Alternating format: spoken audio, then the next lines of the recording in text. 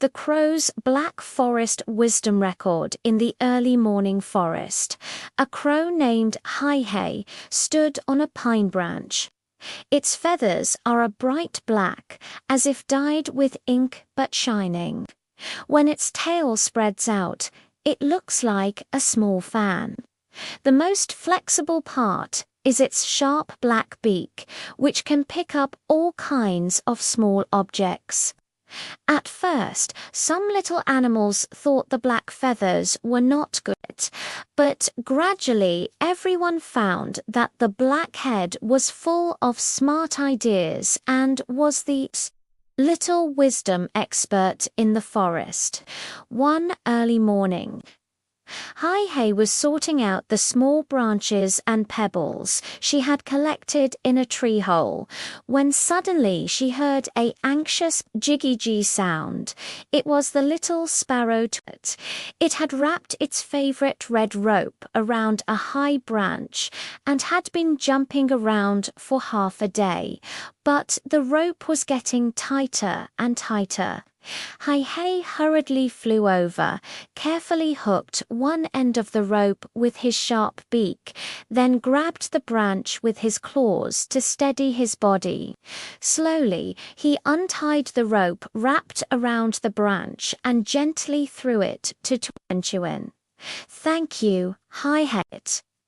You are so smart," Tuan, holding a red string in his mouth, flew around Hai twice and gave it a plump grain of wheat he had found. In the morning, Hai was drinking water by the stream when he saw the little squirrel Layli squatting on a rock, worried. Layli wanted to carry the nuts hidden in the tree hole home, but the tree hole was too high. It jumped several times but still couldn't reach the entrance. Hai's eyes lit up. He picked up a long branch from the grass beside him, inserted one end of the branch into the tree hole, and with a gentle lift, he hooked out the nut. He also helped Lele put the nut into its small pocket. Lele held the nuts and shook his big tail at Hai, saying, "Hai, your method is even more effective than my little paws." At noon, it suddenly began to drizzle in the forest. The newly hatched little rabbit Guagua couldn't find a place to take shelter from the rain. It huddled under the mushroom umbrella and even got its ears wet by the rain. When Hai saw this, he immediately flew to the nearby bushes, picked up several large lotus leaves, and used branches to place the lotus leaves on the mushroom umbrella, building a double-layer small rain shelter. Guagua hid in the awning and was no longer afraid of getting wet in the rain. Mother Rabbit even specially found a sweet berry and asked Guagua to give it to Hai as a thank you gift. In the evening, the rain stopped and a rainbow appeared on the horizon. Hai was standing on a pine branch with sweet berries in her mouth. Watching her friends play in the forest, Tuan was jumping around among the branches, and Lily was running home with nuts in her arms, obediently gnawing on the green grass under the awning. It shook the water droplets on its wings and suddenly felt that its black feathers were not ugly at all. Being able to help its companions solve problems with its smart mind was more important than anything else. It turns out that even a tiny crow can become a favorite friend of everyone with its wisdom. The days in the forest, because of the smart Hai, have become more beautiful than a rainbow and sweeter than berries. 以上翻译结果来自有道神经网络翻译 YNMT 通用场景主句对照 AI 人设。The Guardian story of Little Cabbage Chinking's vegetable garden in Grandma's vegetable garden. There is a tender little Chinese cabbage, which everyone calls chinking. Its leaves are a bright and tender green, like jade washed by spring rain. Layer upon layer of leaves wraps around each other, and the edges are slightly wavy. When the wind blows, they sway gently, giving off a faint grassy fragrance. Even passing little butterflies like to rest on its leaves. That early morning, Chinking had just absorbed her fill of dewdrops when she suddenly heard a faint buzzing sound. It was the buzzing of a little bee. While gathering nectar, it had accidentally got its wings wet by the rain and landed on the soil of the vegetable garden, unable to fly no matter how hard it tried. Chinking quickly lowered the outermost large leaf gently, like opening a small green umbrella to block the cool morning breeze. It also allows the dewdrops on the leaves to slowly drip to the buzzing side, replenishing its moisture. After a while, its buzzing wings dried up. It shook its antennae at Chinking and picked some nectar from its leaves before happily flying away, as if saying, "Thank you, Chinking." In the morning, the sun was slowly rising. The little ants in the vegetable garden were busy moving their house, but a small pebble blocked their way. The ants were sweating profusely from pushing, but the pebble remained motionless. When Chinking saw this, she quietly moved the root close to the stone to the side and let a leaf gently press against the edge of the stone. Unexpectedly, the force of the leaf, combined with the push of the root, made the stone gradually move away a little, just enough for the ants to pass through smoothly. Captain Ant led everyone to place a sweet sugar grain on the green leaf as a token of gratitude. At noon, the little brother of the neighbor came to play in the vegetable garden. He accidentally fell down and his knee rubbed against the soil. It hurt so much that he almost cried. Grandma quickly helped the little brother to the small stall beside Chinking, picked the most tender leaf of Chinking, washed it with clean spring water, and gently wiped the dirt off the little brother's knee.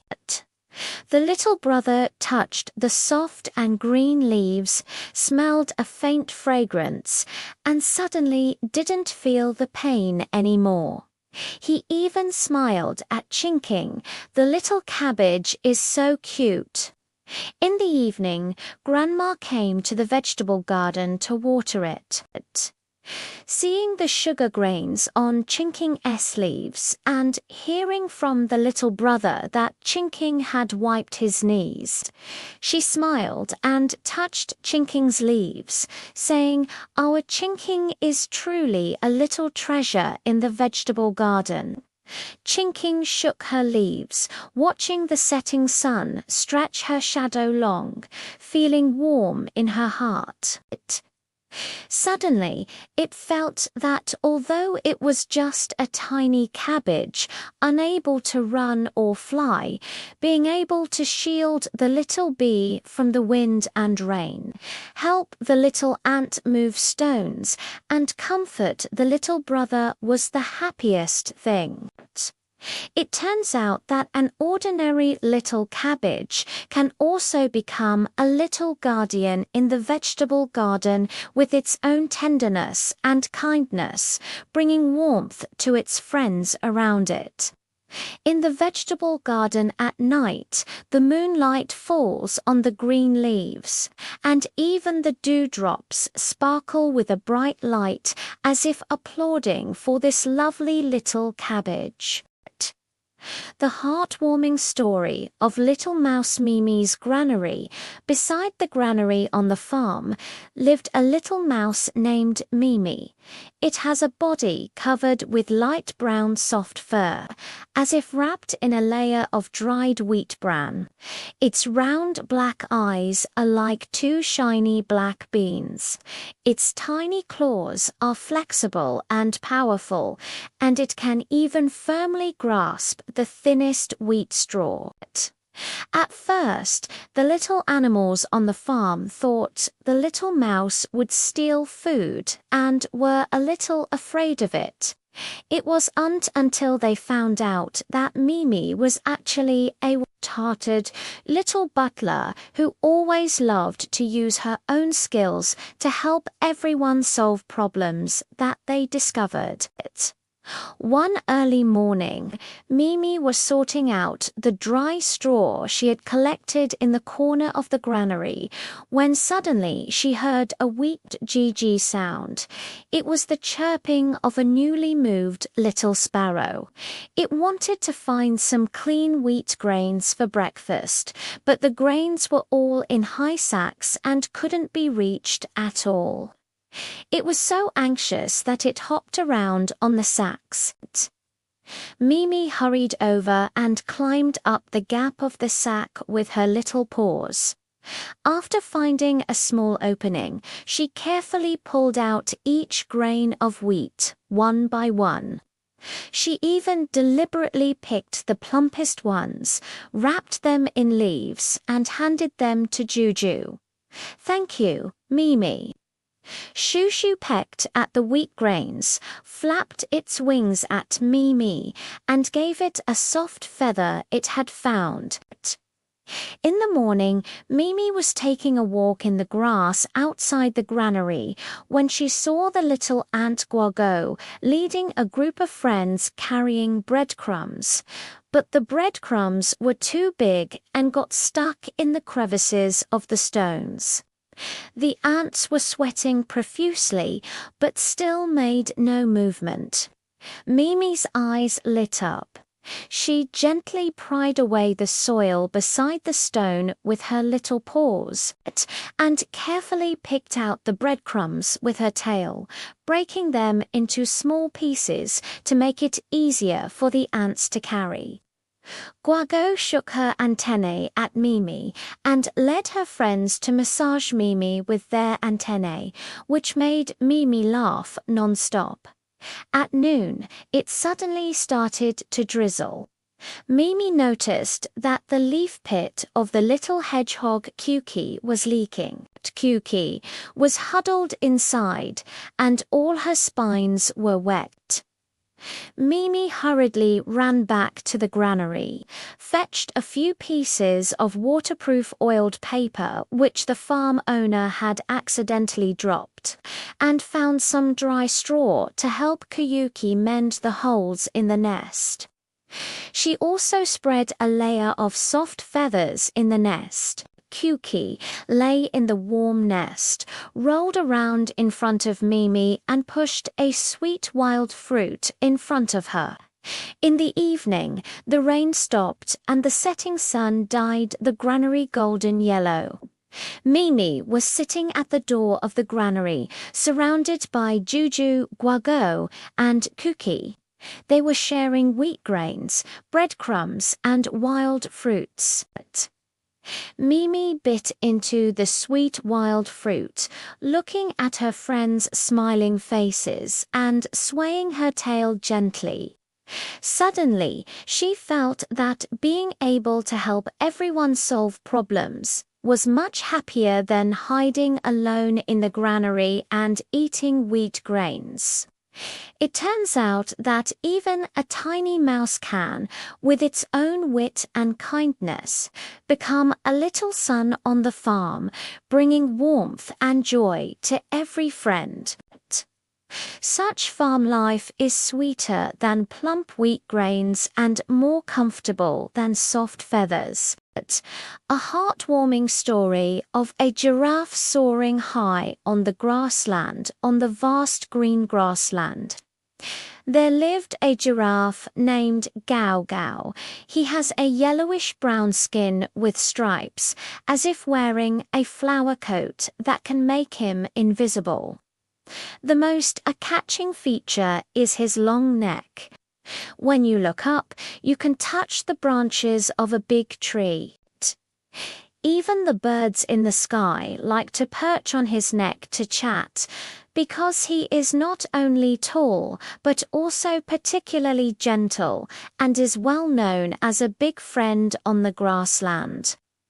One early morning, Gao Gao was munching on the tender leaves on the tree for breakfast when she suddenly heard a worried ba-ba sound. It was the little lamb Duadrit. She wanted to pick the sweetest acacia flower at the top of the tree as a gift for her mother, but the tree was too tall. She jumped many times but still couldn't reach it. She was so anxious that she kept wagging her tail. Gao Gao hurried over, lowered his head gently, and said, "Duadwo, don't worry, I'll help you." He stretched his neck, rolled up his nimble tongue, and picked the brightest bunch of acacia flowers, carefully presenting them to Duadwo. Duadwo held the fragrant flowers in her hands and bowed to Gao Gao. "Thank you, Gao Gao. You are truly my great hero." In the morning, Gao Gao was taking a walk on the grassland when he saw the little zebra Zhuangguang squatting by the river, worried. On the other side of the river, the grass was the most tender, but the river was a bit wide. Zhuangguang didn't dare to jump over it and could only sigh at the grass. Gao Gao's eyes lit up. He slowly walked to the riverbank and stretched his long neck to the opposite bank, as if building a small brown bridge. "Duongguang, step on my neck and cross." "I'll steady myself." Guangawang carefully stepped on Gao Gao's warm neck to cross the river. He even took a bite of the tenderest green grass and ran back to give it to Gao Gao. "This is for you. Thank you, little bridge." At noon, the sun was a bit scorching. The little animals on the grassland all hid in the shade of trees to cool off. Gao Gao saw that the newly hatched little ostrich Yoayu could unfind a shady spot and was hiding behind a stone, flapping its wings. So he hurried over, using his broad body to block the sunlight and letting Yoi rest by his leg. Yoi Wo comfortably closed her eyes and gently pecked at Gao Gao, as if saying, "It's so cool with you around." In the evening, the setting sun dyed the grassland an orange red, standing high in the center of the grassland, surrounded by Duadwa, Zhuangzhuang, and Yoayu. Everyone shared the nectar of the acacia flowers and the sweet green grass. Chewing the green grass high up, looking at the smiling faces of my friends, I suddenly felt that my long neck was not only for eating leaves, but also could help everyone fulfill their wishes and solve problems. It was much happier than chewing leaves alone. It turns out that a tall giraffe can also become a little sun on the grassland with its own great skills, bringing warmth and joy to every friend. When the moon rises, Gao Gao is still watching the stars with his friends. Occasionally, when his long neck touches a branch, a few dewy leaves will fall, as if sending everyone a small gift for the night. Because of Gao Gao. The days on the grassland have become warmer than the setting sun and sweeter than nectar. 以上翻译结果来自有道神经网络翻译 YNMT 通用场景。A heartwarming memory of the pink flatfish in the flat pond. In the pond at the edge of the village lived a very special little fish, which everyone called Ping Ping. Its body is flat, like a transparent pink leaf, with a faint pinkish glow on its skin. When swimming in the water, it can glide far away silently, with just a light touch to the bottom of the water. At first, all the friends in the pond thought it looked strange.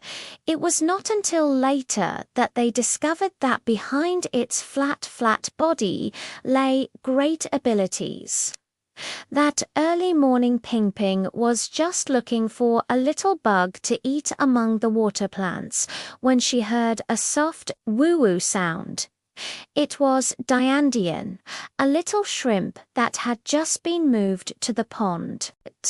It wanted to find a safe, sandy area to hide its food, but the bottom of the water was full of sharp stones, and it was afraid of scratching the small bag containing the food.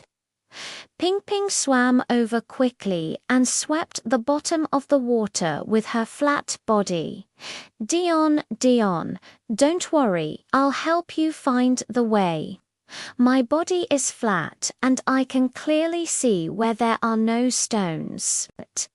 It swam slowly close to the bottom of the water, its pink body leaving faint traces on the sandy ground.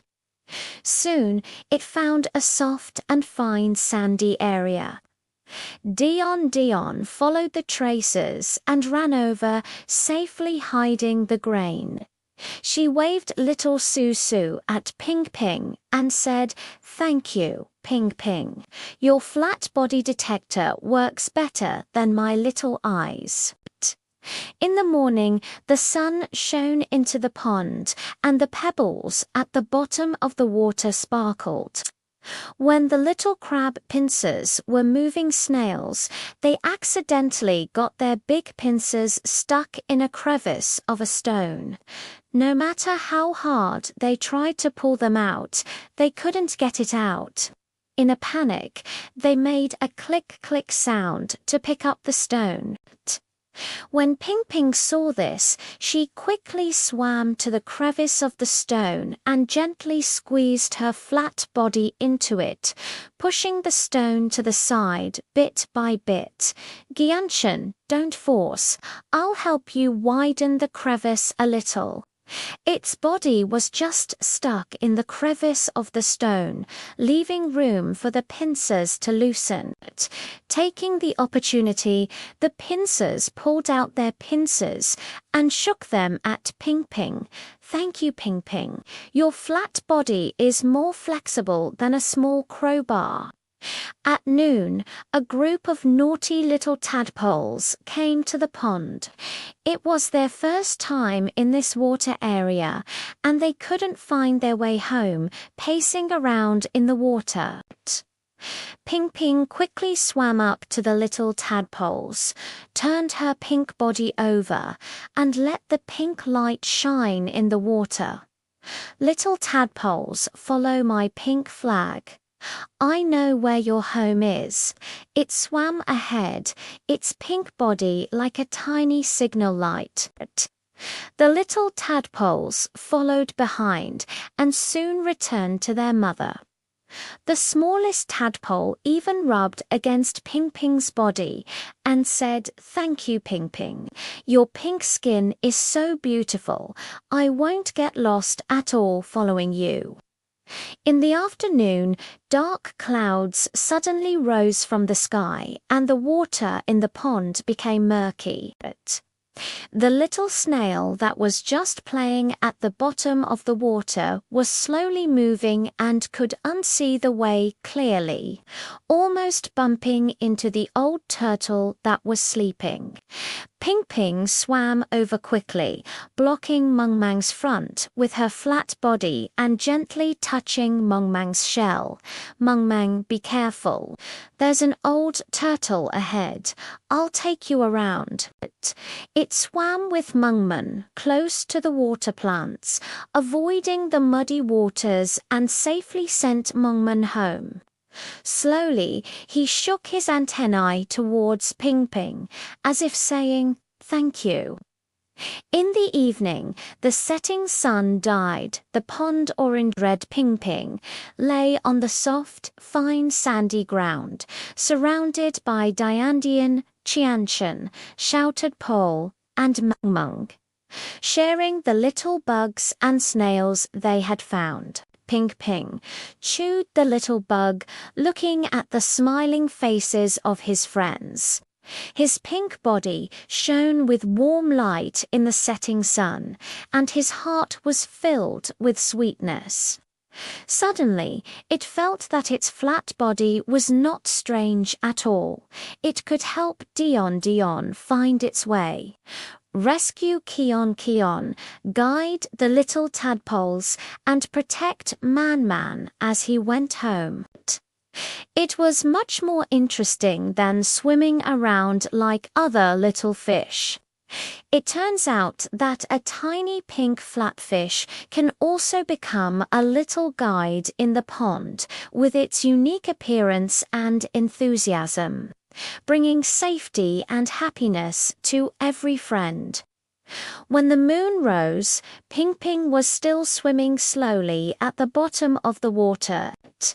Her pink body was like a moving little petal, gently swaying in the moonlight. The pond is quiet, with only the rustling sound of water flowing over the aquatic plants. Because of Ping Ping, this pond has become increasingly lively and warm. Such days are more delicious than sweet little bugs and more beautiful than pink skin. A guardian of the green aloe vera balcony. On the balcony of the little girl Xiaoman, there is a pot of aloe vera, which everyone calls green.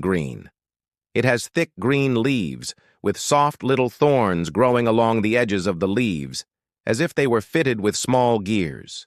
It feels fleshy and cool to the touch. The most special thing is that just by gently pinching its leaves, a transparent, sticky liquid will flow out.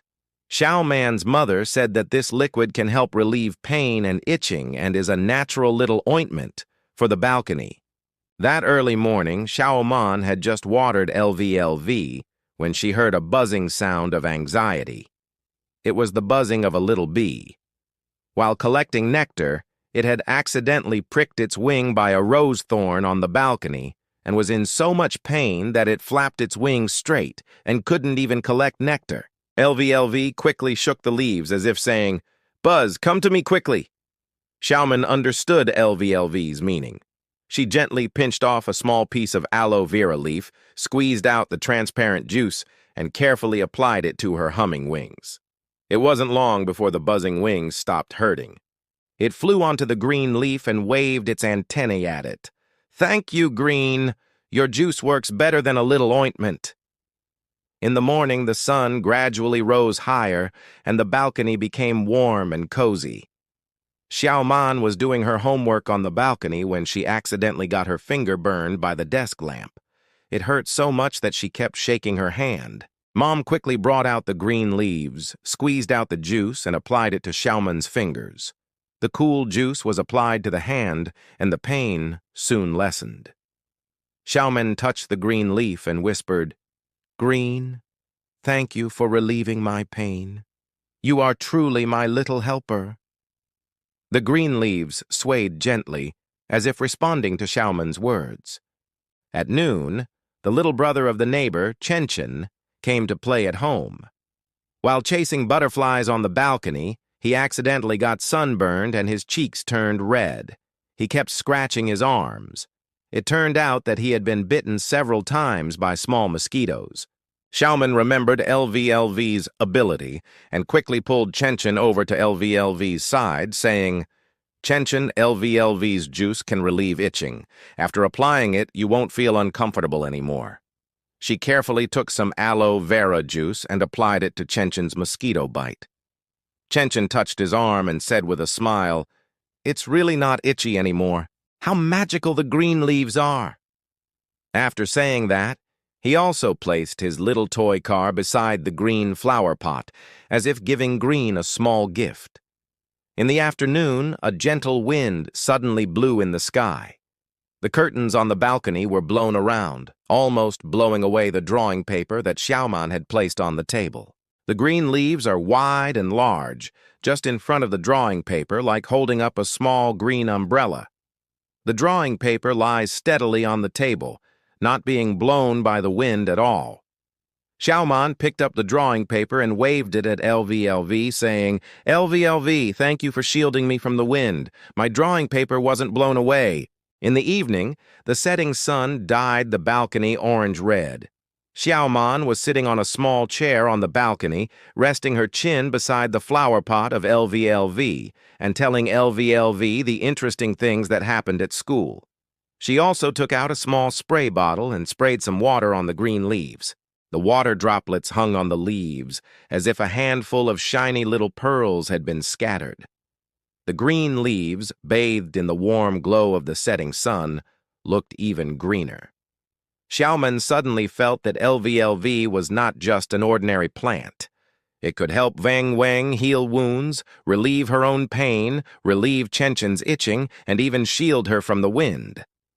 It was much more interesting than just staying quietly on the balcony. It turns out that a small pot of aloe vera can also, with its unique ability, become a green little guard on the balcony, bringing warmth and help to everyone. When the moon rose, LVLV was still standing quietly on the balcony. The leaves twinkled gently in the moonlight, like a small piece of green jade. The balcony is quiet, with only the slight rustling of the evening breeze over the leaves. Because of Green, this small balcony has become increasingly lively and warm. Such days are more beautiful than the flowers on the balcony, and more full of vitality than the green leaves. The yard guardian of the little dog Tuanchuan. In the yard of the little girl Duodwo's home, there lives a little yellow dog. Everyone calls it Tuanchuan. It has a coat of short golden fur, like a little coat woven with sunlight. Its round black eyes always shine, and its ears stand up straight at the slightest sound. When it runs, its tail wags like a small flag, and it will rub its wet nose against people's hands, making people can't help but want to hug it. That early morning Tuan was playing with a ball in the yard with Duadua when he suddenly heard a soft woo sound. It was Dudu, the little brother of the neighbor. He had lost the small marbles his mother gave him when he went out in the morning. They were gifts his mother brought back from a business trip. Dudu was so worried that tears were falling from his eyes. Tuanchuan hurried over and sniffed around the path Dudu had walked with its nose. Its nose was so sharp that it could smell the scent on the small marbles. It wasn't long before it peeked under the flower beds, and a shiny blue marble emerged. Dudu picked up the marbles, hugged Tuanchuan's neck, and laughed. "Tuanchuan, you're so amazing, much faster than I found it." Tuanchuan wagged her tail and gently licked Dodo's hand with her tongue, as if saying, "You're welcome." In the morning, as the sun rose slowly, Duodwo was doing her homework in the yard and placed her beloved paintbrush on the stone table. A gust of wind blew, and a red paintbrush was blown into the haystack in the corner. Duodu searched for a long time but couldn't find it. She was so anxious that she kept stamping her feet. Tuan heard Duadwa's voice and rushed over. Following the smell of the paintbrush, he quickly picked it out from the harem and gently placed it in front of Duadwo. Duadwo patted Tuantuan's head and said, "Tuantuan, you are really my little helper. What would I do without you?" Tuantuan lay at Duadwo's feet, resting her chin on her paw, watching Duadwo smile, her tail still swaying gently. At noon, Duadwo's good friend Lely came to her home to play. The two of them wanted to play hide-and-seek, but they were missing a person to look for. Tuantuan quickly stood up and barked at the two of them twice, as if saying, "I'm here to be the one looking." Lele smiled and said, "Great, great." Tuantuan's nose is the most sensitive. She's sure to find us. Duadwo hid behind a big tree, and Lely hid behind the clothes on the clothesline. Tuantuan first smelled the scent and found Duadwo, then walked around the place where Lely was hiding twice and gently peeked at the clothes. With his paws, Lely could only smile and run out. Tuantuan is so amazing, it's simply impossible to hide. In the afternoon, dark clouds suddenly drifted from the sky, and it seemed that it was about to rain. The dried vegetables that Grandma was drying in the yard had not yet been brought back into the house. Tuantuan hurriedly ran to her side, barked at the bamboo basket under the eaves, and bit the corner of Grandma's clothes to pull them into the yard. When Grandma saw this, she quickly followed Tuantuan to collect the dried vegetables.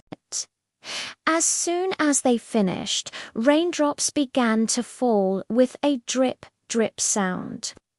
Grandma patted Tuantuan's head and said, "Thanks to Tuantuan, otherwise the dried vegetables would have been soaked." Tuantuan wagged her tail and rubbed it around her grandma's feet. In the evening, the setting sun died, the courtyard orange-red. Duadwa, Lele, and Dodo surrounded Tuantuan, sharing cookies and fruits. Tuantuan lay in the middle, with a small piece of dried meat given by Duadwo in her mouth. Looking at the smiling faces of the three children, her eyes narrowed into little crescent moons. Suddenly, it felt that it was not just a little dog. It could also help Dodo find marbles, Duo find paintbrushes, play games with everyone, and remind Grandma to harvest dried vegetables. It was much happier than sleeping alone in the yard. It turns out that even a tiny puppy can, with its own enthusiasm and agility, become the little sun in the yard, bringing joy and peace of mind to everyone. When the moon rose, Tuantuan lay at Duadwa's feet, listening to her tell bedtime stories. Occasionally, her tail swayed slightly, as if responding to Duadwa's words. The room was quiet, with only the soft breathing of Tuantuan. Because of Tuantuan, this small home became more and more lively and warm. Such days were sweeter than dried meat, and more beautiful than golden fur. Encouraging note of the garden with little red flowers blooming everywhere in the plantation of the kindergarten. There is a field of colorful flowers among them. The most catching one is a small red flower, which everyone calls Duadwo. She has 5 bright red petals, as if dyed by the sun. The center of the flower is golden and has a faint fragrance.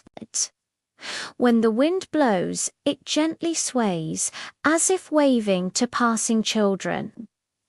Every day, children come to water her, and Duarduo always brings good moods to everyone with her bright and beautiful appearance. That early morning Xiao Yu from the kindergarten squatted beside the planting garden. Secretly wiping away his tears, he did not get a small red flower for his drawing yesterday, and felt that his drawing was not good. Duardua quickly shook the petals, allowing the sunlight to shine on her, reflecting a bright red light that just landed on the back of Xiaoyu's hand. Xiaoyu looked up and saw Duarduo. His eyes lit up at once. It seems that Duarduo is saying, "Don't be sad. Look, I'm striving to bloom every day. You can also work hard on painting." Xiaoyu touched the petals one by one and whispered, "Little red flower, I will definitely draw it well tomorrow." Having said that, his tears stopped and he even watered it. In the morning, the teacher brought the children to the plantation to observe the plants and asked everyone to choose their favorite flower to draw. Little girl Lele chose Duarduo, but as she was drawing she frowned and said, "I can't draw the red color of the petals. What should I do?"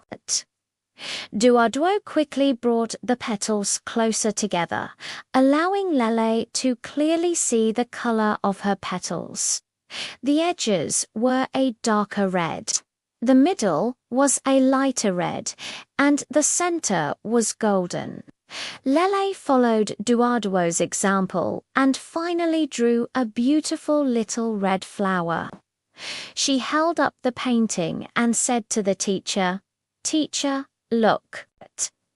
The little red flowers I drew are as beautiful as each one."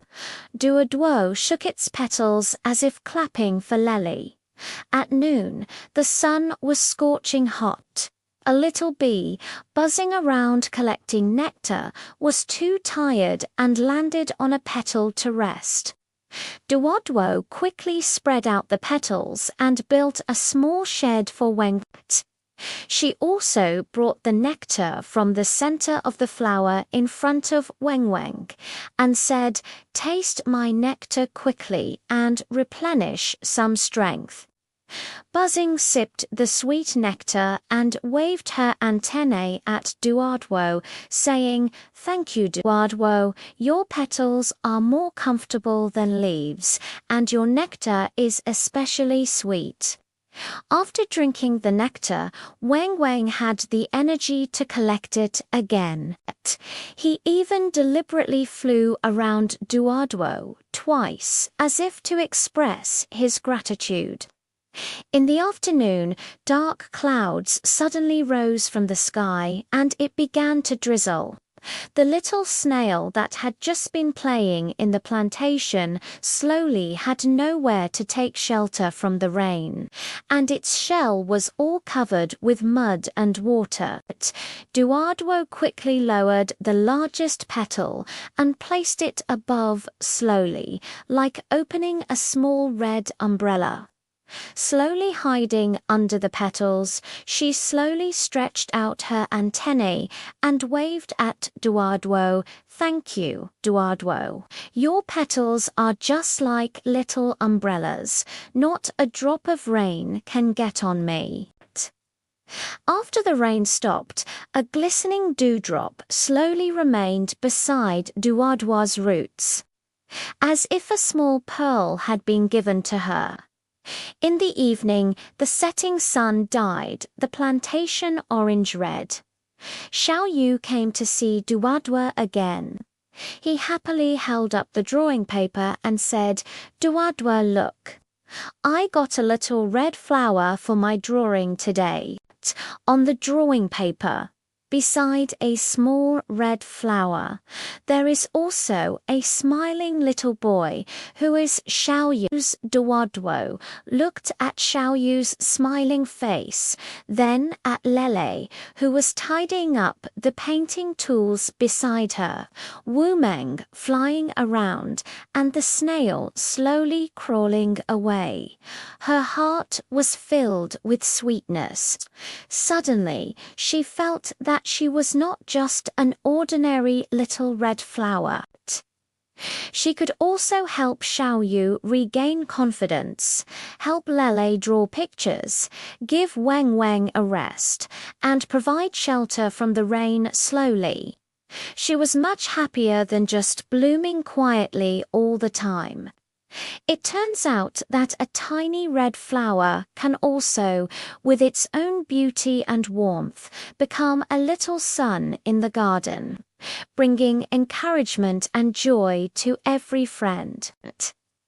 When the moon rose, the petals were still gently swaying, and the bright red color under the moonlight was like a tiny star. The plantation was quiet, with only the rustling sound of the evening breeze brushing against the petals. Because of Duoduo, this small plantation became increasingly lively and warm. Such days were sweeter than sweet nectar and more beautiful than bright red petals. Little Egg Yuan's growth story. In the chicken coop in the hen mother's coop lay a round egg, which everyone called Yuan. It wore a beige eggshell coat with fine little spots on the surface, like a handful of scattered stars. It felt smooth and warm to the touch. Every day, the mother hen would lie beside it to incubate the eggs, wrapping her warm body around Yuan, hoping that it would soon grow little wings and turn into a cute chick. That early morning, as soon as the sun shone into the chicken coop, Yuan heard a rustling sound.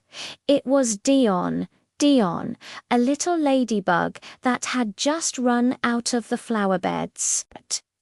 Its wings were wet from the dew, and it had shrunk into small circles, looking for a warm place to rest for a while. Yuan quickly shouted at Dion, come to me quickly. It's so warm here. Dion climbed onto the round eggshell. The temperature of the eggshell quickly dried its wings. Dion spread out its red back shell and waved its antennae at Yuan. Thank you, Yuan. Your eggshell is warmer than a small blanket. I can fly again. In the morning, a few dark clouds suddenly drifted in, and it began to drizzle.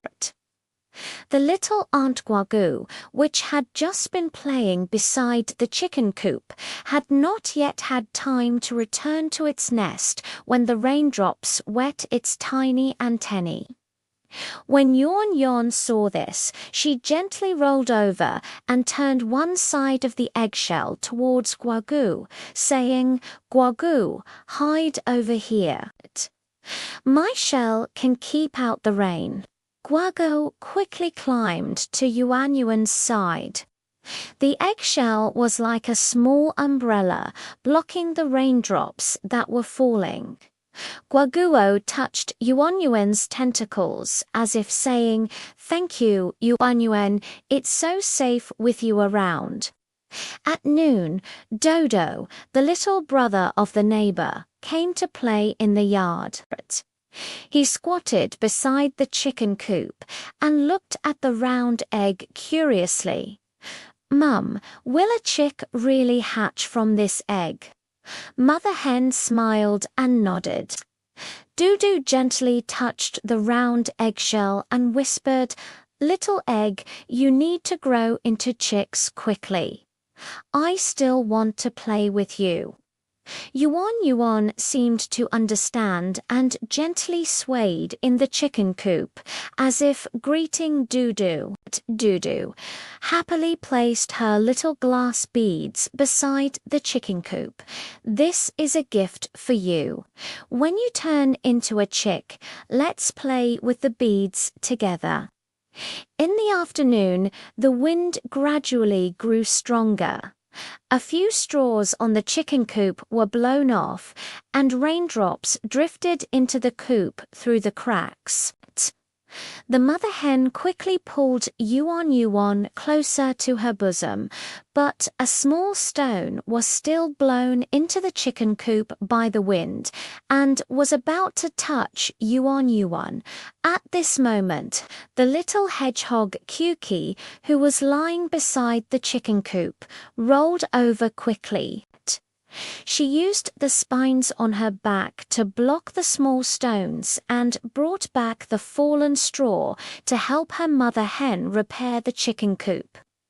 Yuan Yuan gently touched QQ, as if saying, "Thank you, QQ." QQ shook her little paws and continued to stand guard beside the chicken coop. In the evening, the setting sun dyed the chicken coop orange-red. The mother hen gently pecked at the round eggshell. Suddenly, Yuan Yuan heard a thump-thump sound coming from inside her eggshell. It was the little wings tapping the shell softly. It knew that it would soon grow a little head and little claws to meet its mother hen and its friends. Beside the chicken coop, the small glass beads left by Dodo shone brightly in the setting sun.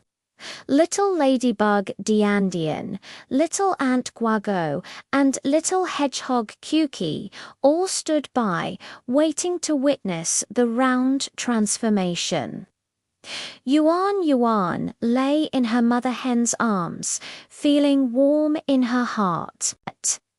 It suddenly felt that although it was just a tiny egg now, being able to keep Dion Dion warm, shield Guo Guo from the rain, greet Dodo, and make everyone look forward to a new life together was much more interesting than staying quietly in the chicken coop all the time. The next morning, the coop was filled with the chirping of GGG. Yuan Yuan finally pecked through the eggshell, grew yellow down and tiny wings, and turned into a cute little chicken. Dudu ran over, happily picked up the little chicken and placed the small glass bead in front of it. "Little chicken, I knew you would come out. Let's play together."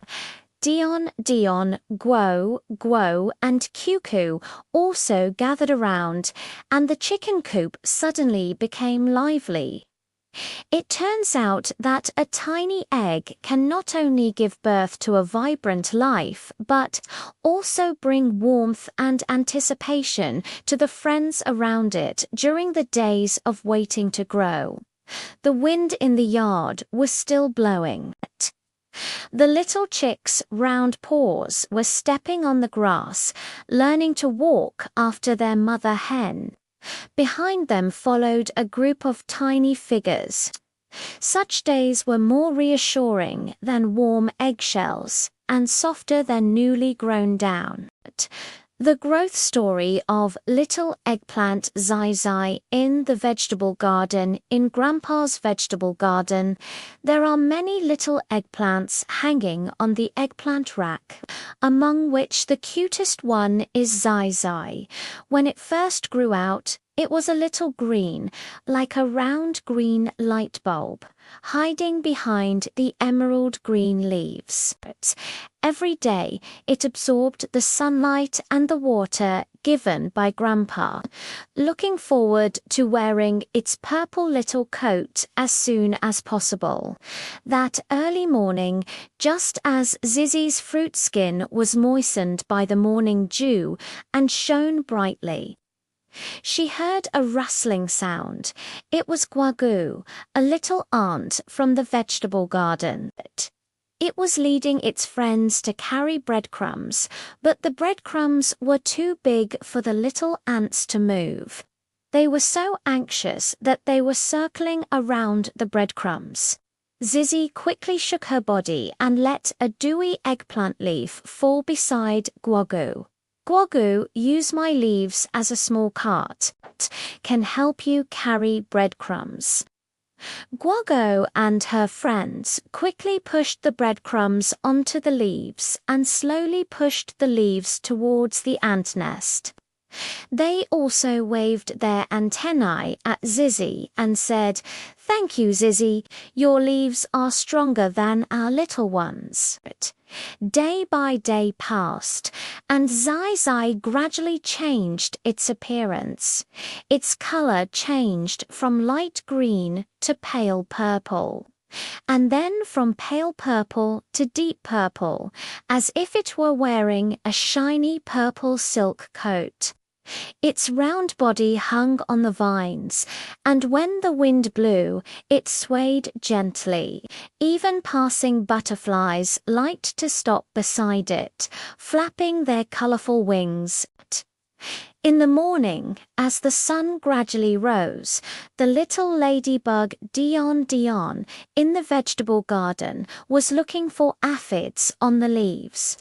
Suddenly, it was blown by a gust of wind and fell into a small ditch under the eggplant trellis. The ditch was quite deep, and Dion tried several times but couldn't climb up. She was so anxious that her little antennae kept shaking. When Zizzy saw this, she quickly let the vine hang down a little and brought her body close to the edge of the ditch. Dion, grab my fruit peel and climb up. My skin is very smooth and won't scratch you. Dion quickly grabbed Zai's peel, slowly climbed up, and shook the spots on Zai's back shell. Thank you, Zai's. Your fruit peels are even more useful than small ladders. At noon, Dodo, the little brother of the neighbor, came to the vegetable garden to play. He wanted to pick the most beautiful vegetable for his mother as a gift. But looking at the bright red tomatoes and the green cucumbers, he didn't know which one to choose. Grandpa smiled and pointed at Zizzy, saying, "Dodo, look how well this eggplant is growing, how beautiful its purple color is." Dudu reached out and touched the purple peel of the fruit. It was soft and smooth. She happily said, "I'll choose this little eggplant. Mum is sure to like it." Zizzy shook her body as if saying, "I'm willing to go with you." In the afternoon, Grandpa was picking vegetables in the vegetable garden. Accidentally, he knocked over the bamboo basket used for holding the vegetables. A few small tomatoes rolled under the eggplant rack and hid among the leaves. Grandpa bent over and searched for a long time, but couldn't find them. Zizzy quickly shook her body in the direction of her grandpa and gently pushed aside the leaves beside her, revealing the small tomatoes hidden beneath. When Grandpa saw this, he smiled and picked up the cherry tomatoes, thanks to Zizzy. Otherwise, these cherry tomatoes would have been lost. In the evening, the setting sun dyed the vegetable garden orange red. Grandpa picked the ripe Zai and sat with Dodo on a small stool by the vegetable garden. Dudu held Zizzy and looked at it over and over again, reluctant to give it to her mother. "Grandpa, this little eggplant seems to be smiling at me. Can I play with it for a while first and then give it to my mum tomorrow?" Grandpa smiled and nodded.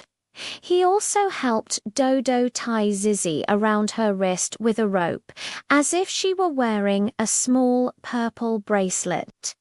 Zizzy lay in Dodo's palm, feeling sweet inside. Suddenly, it felt that from a green little eggplant to a mature one with a purple glow, it could not only help the little ants, carry breadcrumbs, rescue the little ladybugs, and help Grandpa find tomatoes, but also become a little gift that Dodo liked. It was much happier than hanging on the vine all the time. It turns out that even a tiny eggplant can, through its own growth and kindness, become a purple little treasure in the vegetable garden, bringing joy and help to everyone. When the moon rose, Dodo placed Zizzy in a small plate by the window. The purple peel of Zizzy sparkled gently in the moonlight, like a small purple gem. The room was quiet, with only Dodo's gentle breathing. Because of Zizzy, this little night became warmer and more beautiful. Such days were sweeter than the tomatoes in the vegetable garden, and more beautiful than the purple coat. The growth story of the young sapling in the green courtyard in the yard of my grandma's house. There is a small sapling. Everyone calls it green when it was first planted. It was only as tall as the knees, with thin branches and a few tender green leaves on top, like a shy little baby. Every day it tried hard to absorb the sunlight and rain, hoping to grow taller quickly. Grandma waters it every day and also sets up a small wooden stick beside it, fearing that the wind might blow it over. That early morning, LV had just been moistened by the morning dew until its leaves shone when it heard a rustling sound. It was the chirping of a little sparrow that had just flown out of its nest. It wanted to find a safe place to build a new nest, but the big tree in the yard was too tall for it to fly up. Green quickly shook its slender branches and shouted to Shoo Shoo, Shoo Shoo, come to me. Though my branches are thin, they can help you keep out the wind. Shoo Shoo flew around LV twice and landed on the thickest branch, picking up dry grass and feathers, and slowly built up a small nest. After setting it up, Juju flapped her wings at LV and said, "Thank you, LV. Your branches are even more stable than I thought. From now on, this place will be my home." Day by day passed, and LV gradually changed its appearance. Its branches grew thicker, reaching as tall as Grandma's waist. Its tender green leaves turned dark green, and many new branches sprouted. When the wind blew, the leaves rustled, as if singing a happy song. In the morning, after Grandma finished washing the clothes, she found that there were enough clotheslines, and there was no place to hang the freshly washed handkerchiefs. When LV saw this, she quickly stretched out the smoothest branch in front of her grandma, as if saying, "Grandma, hang it with me." Grandma smiled and tied the small handkerchief to the branch. The handkerchief gently fluttered in the wind, as if she had tied a colorful little scarf for LV. Grandma touched the green branch and said, "Green is so sensible. Now you can even help Grandma with the work." At noon, the sun was scorching hot. My neighbor's little brother, Dodo, came to play in the yard. After running for a while, he was sweating profusely and wanted to find a cool place to rest for a while. Green quickly spread out its thick leaves and built a green little pergola for Dodo. Dodo, come and rest under me for a while. Leaves can block the sun. Dodo ran under LVLV. Sure enough, it was much cooler. She also picked up a small stone that had fallen on the ground and drew a big smiling face at the base of LVLV. LVLV, your awning is even more comfortable than Grandma's bamboo chair. In the afternoon, a few small green fruits suddenly sprouted on the green branches. They were sweet little crabapple fruits. Little squirrel Lely jumped down from the courtyard wall. When it saw the fruit, its eyes lit up, but it couldn't reach it. So it had to circle around LVLV. LVLV quickly drooped the fruit-bearing branches and said, "Lely, don't worry. Pick them slowly." Lely stood on tiptoe, picked a fruit, took a bite, and the sweet juice spread in its mouth. It quickly picked two more, put them in its arms, and shook its big tail at LVLV. "Thank you, LVLV. Your fruit is sweeter than the pine cones I found." In the evening, dark clouds suddenly rose from the sky, and it began to drizzle. The little snail that had just been playing in the yard slowly had nowhere to take shelter from the rain, and its shell was all covered with mud and water. LVLV quickly let a large leaf hang down and cover slowly above, as if opening a green umbrella. Slowly hiding under the leaves, slowly stretching out its antennae. It waved at Green Green and said, "Thank you, Green Green. Your leaves are just like little umbrellas. Not a drop of rain can get on me."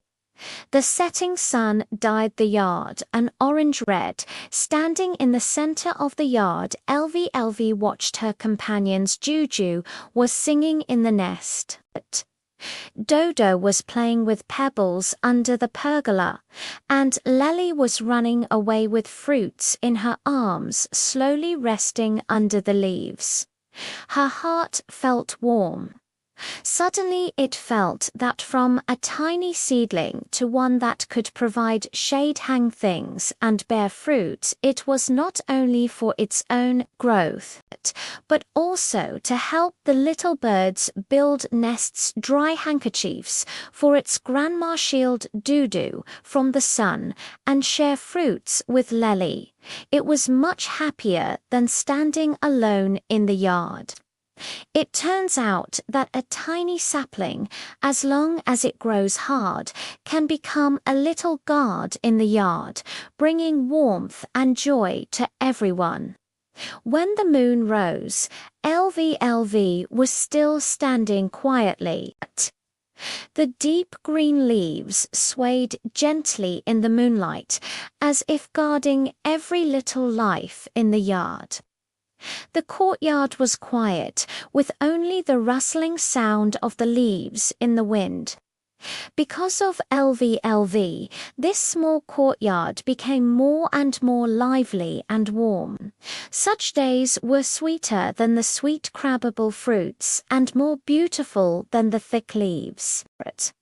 A heartwarming story of a fluffy little rabbit in the forest. In the carrot field at the edge of the forest lived a little rabbit, and everyone called her Rong Rong.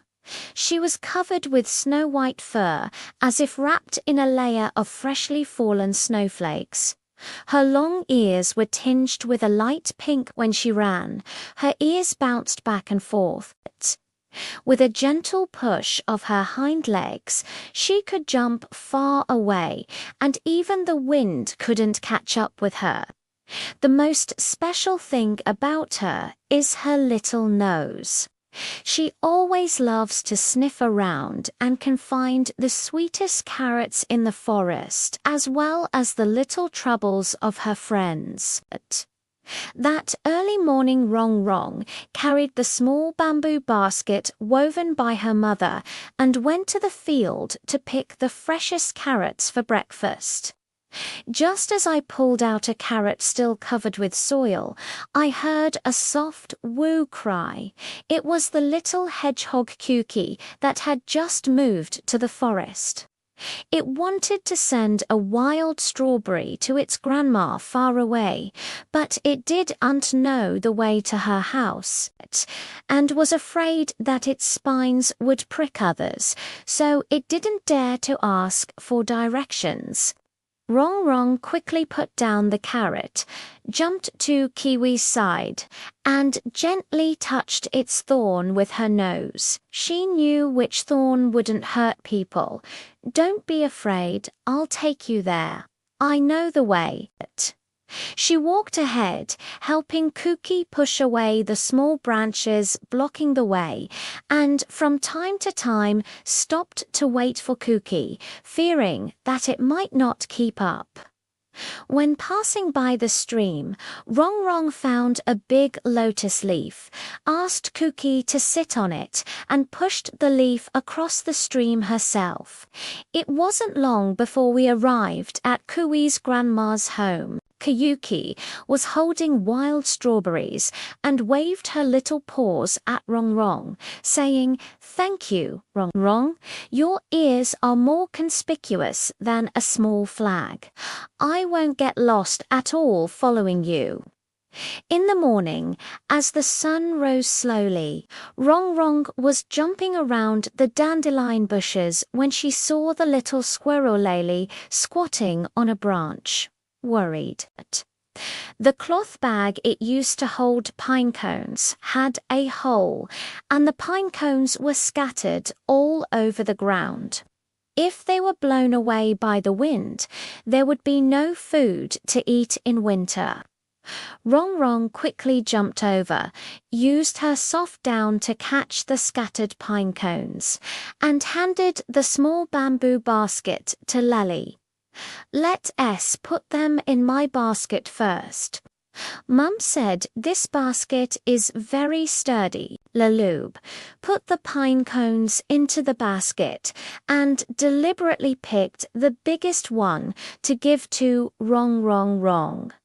"This is for you as a snack. Your basket is much more useful than my cloth bag." At noon, the sun was scorching. The little sparrows that had just learned to fly chirped, their wings drooping from the sun. They landed on the grass and couldn't fly, chirping anxiously.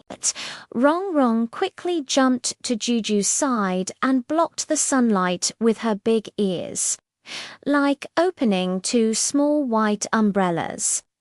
She also took out a dewy carrot from the basket, squeezed out the sweet juice and fed it to Juju to drink. Shushu drank the carrot juice and gradually regained her strength. She flapped her wings at Rong and said, "Thank you, Rong. Your ears are cooler than leaves." In the afternoon, dark clouds suddenly drifted from the sky, and it seemed that it was about to rain. Rong remembered that the little ants Guogo were still carrying breadcrumbs on the distant hillside. She quickly jumped over and called out Zizi. To them she had learned the sound of ants from her mother, reminding them to go home quickly. He also helped the fruit put the breadcrumbs into the small bamboo baskets and sent them back to the ant nest. Guoguo shook its antennae at Rong and put a small piece of breadcrumbs in the basket, as if giving her a small gift. In the evening, the setting sun died. The forest orange dread Rong Rong was sitting in the carrot field, surrounded by Kuki, Lele, and Juju. They were sharing carrots, pine cones, and wild strawberries. Rong Rong bit into the sweet carrot, looking at the smiling faces of her friends. Her ears swayed gently, and her heart felt warm.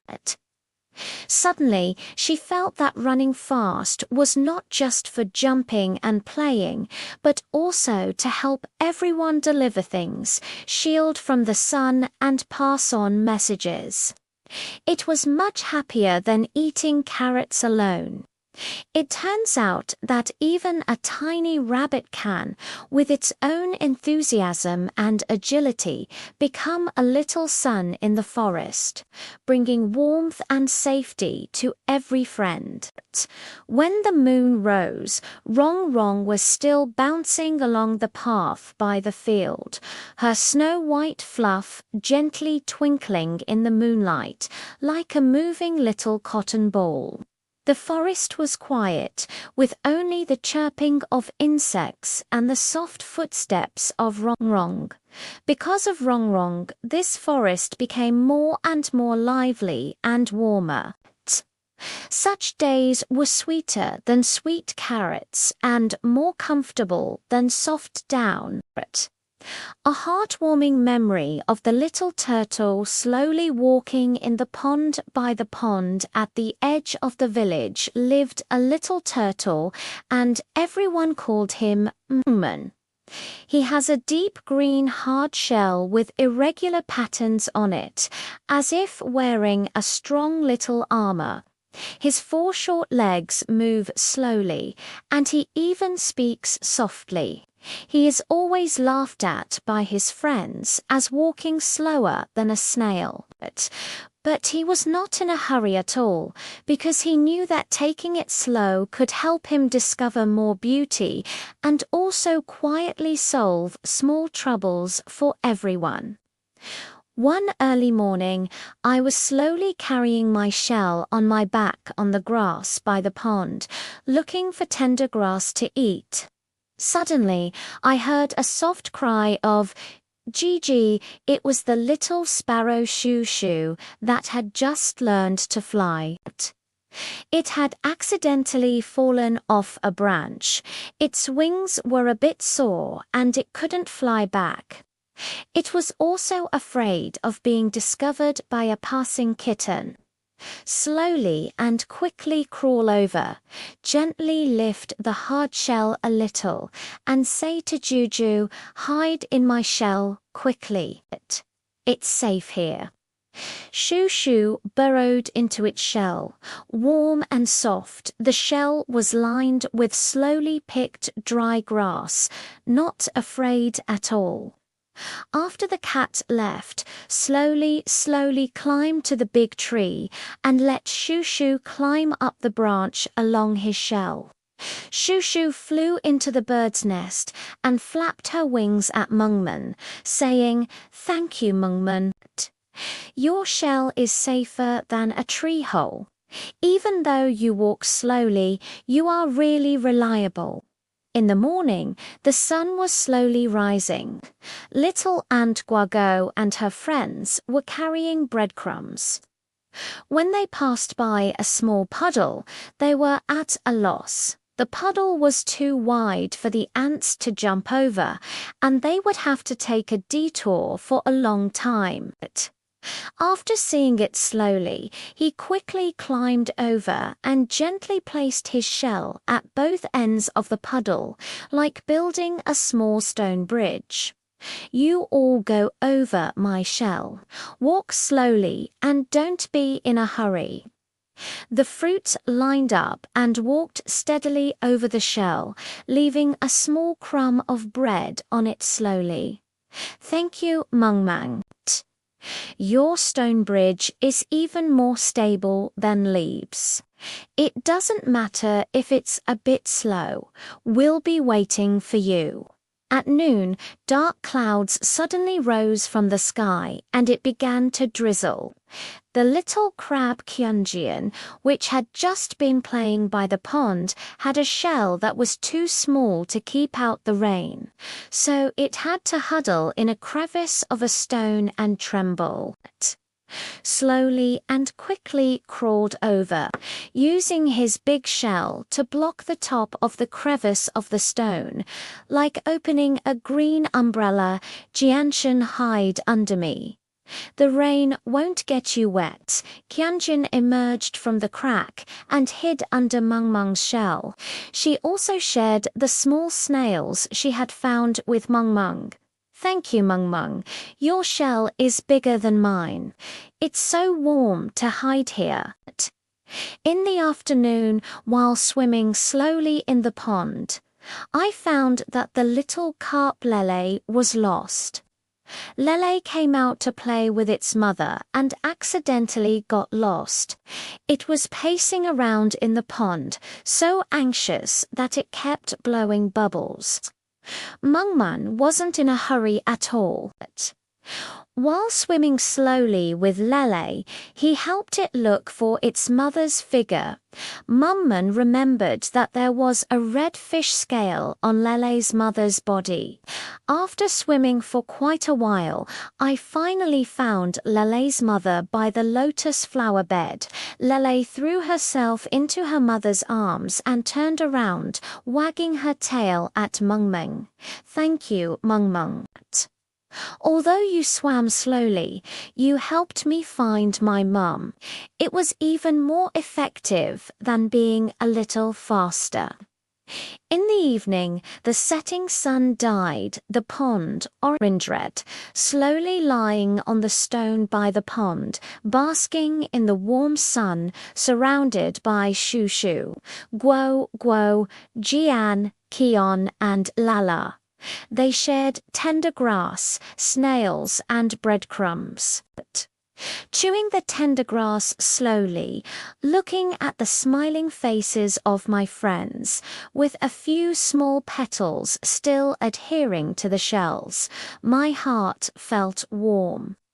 He suddenly felt that there was nothing wrong with walking a little slower. Walking a little slower allowed him to listen carefully to the chirping cries, to build the stone bridge steadily, and to patiently help Lele find his mother. It was much better than running over in a hurry and being of no help at all. It turns out that a little turtle that walks slowly can also become a little guardian by the pond with its own patience and gentleness, bringing safety and happiness to every friend.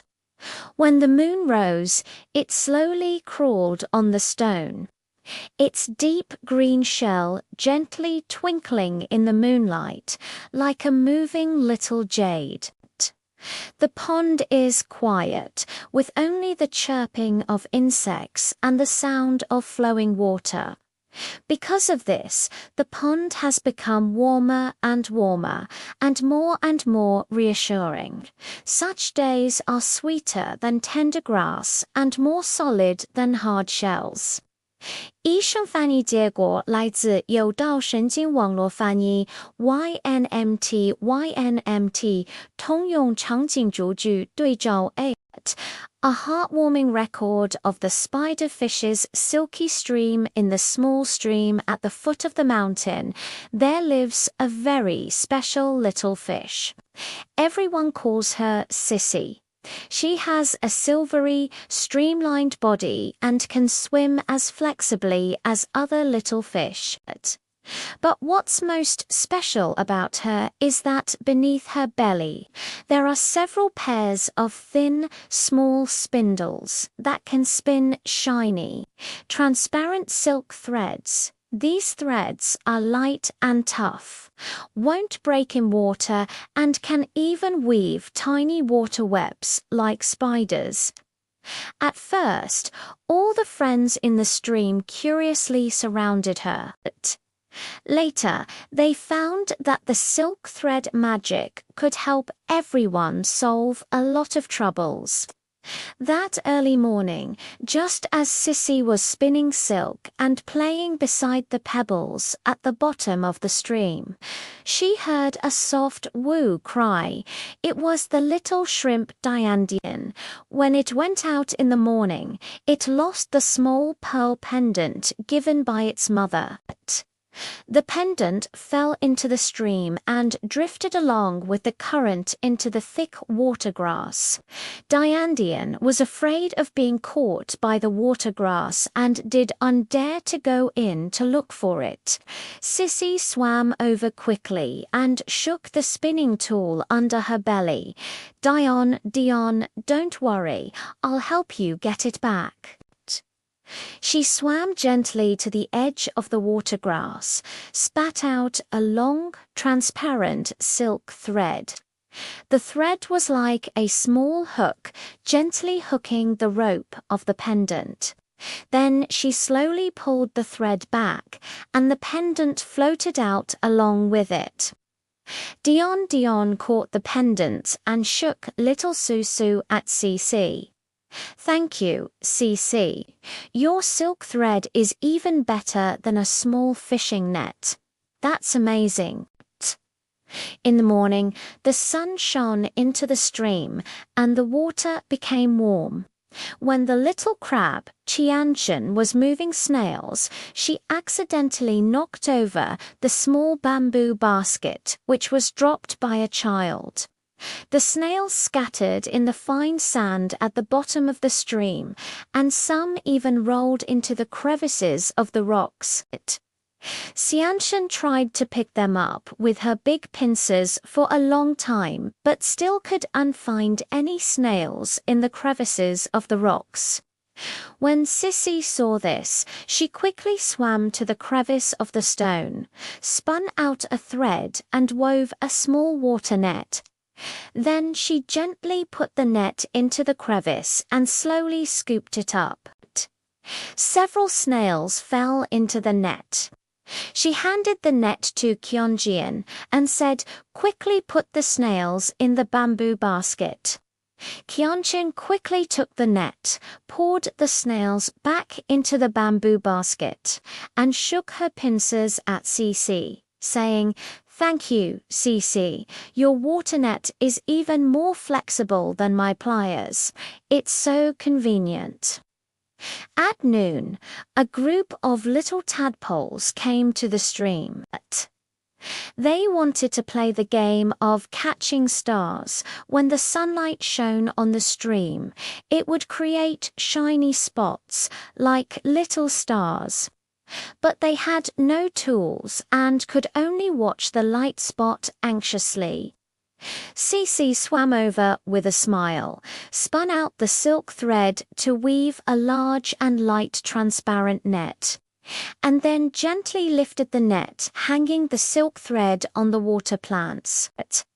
The light spots fell on the net as if it had really caught the stars. The little tadpoles were circling around the net, happily chirping Gigi. "Sister Sissy, your net can catch the stars." How amazing! Sissy woven a few more small nets and distributed them to the little tadpoles. They all played catching stars together, and the stream was filled with laughter. In the afternoon, dark clouds suddenly rose from the sky, and the stream became rapid. The little snail, which had just been basking in the sun on a stone by the stream, was slowly and accidentally carried to the middle of the stream by the current. It held onto the stone shell, trembling with fear, afraid of being swept away by the current. Cece swam over quickly and spat out a long thread towards the small branch by the shore. The thread was firmly wrapped around the branch. Then she held the other end of the thread and swam to Mengmen, asking him to grasp it. "Mengmen, hold on tight. I'll pull you to the shore." Sissy slowly swam towards the shore, slowly grasping the silk thread, and followed her slowly to the shore. Slowly climbing ashore, he shook his antennae at Sissy and said, "Thank you, Sissy. Your silk thread is like a safety rope. It's so reassuring." In the evening, the setting sun dyed the brook orange-red. Sissy was lying on the pebbles at the bottom of the stream, surrounded by Dion Dion, Kion Kion, Xiao Kido, and Man Man. They were sharing the little bugs and snails they had found. Cece was spitting out fine threads and stringing a few shiny little pebbles together to give them as gifts to everyone. Looking at her friends' smiling faces, she felt sweet in her heart. Suddenly, she felt that her ability to spin thread was nothing strange at all. She could help Dion Dion catch pendants, help Kion Jion catch snails, play games with the little tadpoles, and rescue Man Man from the water. These were all things that other little fish couldn't do. It was much more interesting than just swimming around in the water. It turns out that a tiny spiderfish can also become a little expert in the stream with its unique silk thread magic and enthusiasm, bringing safety and happiness to every friend. When the moon rose, Cece was still spinning silk in the stream. The transparent silk thread, under the moonlight, was like shiny silver thread, gently floating in the water. The brook is quiet, with only the ding-dong sound of water flowing over the pebbles. Because of Cece, this brook has become more and more lively and warm. Such days are more delicious than sweet little bugs and more beautiful than shiny silk threads. A heartwarming memory of the garden with fluttering pink butterflies. In the garden of the community, there lives a beautiful pink butterfly, and everyone calls her Pian Pian.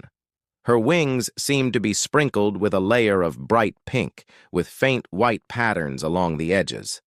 When she flew, her wings flapped gently, like two dancing pink petals. Even wherever she flew, it seemed as if sweet floral fragrance was wafting.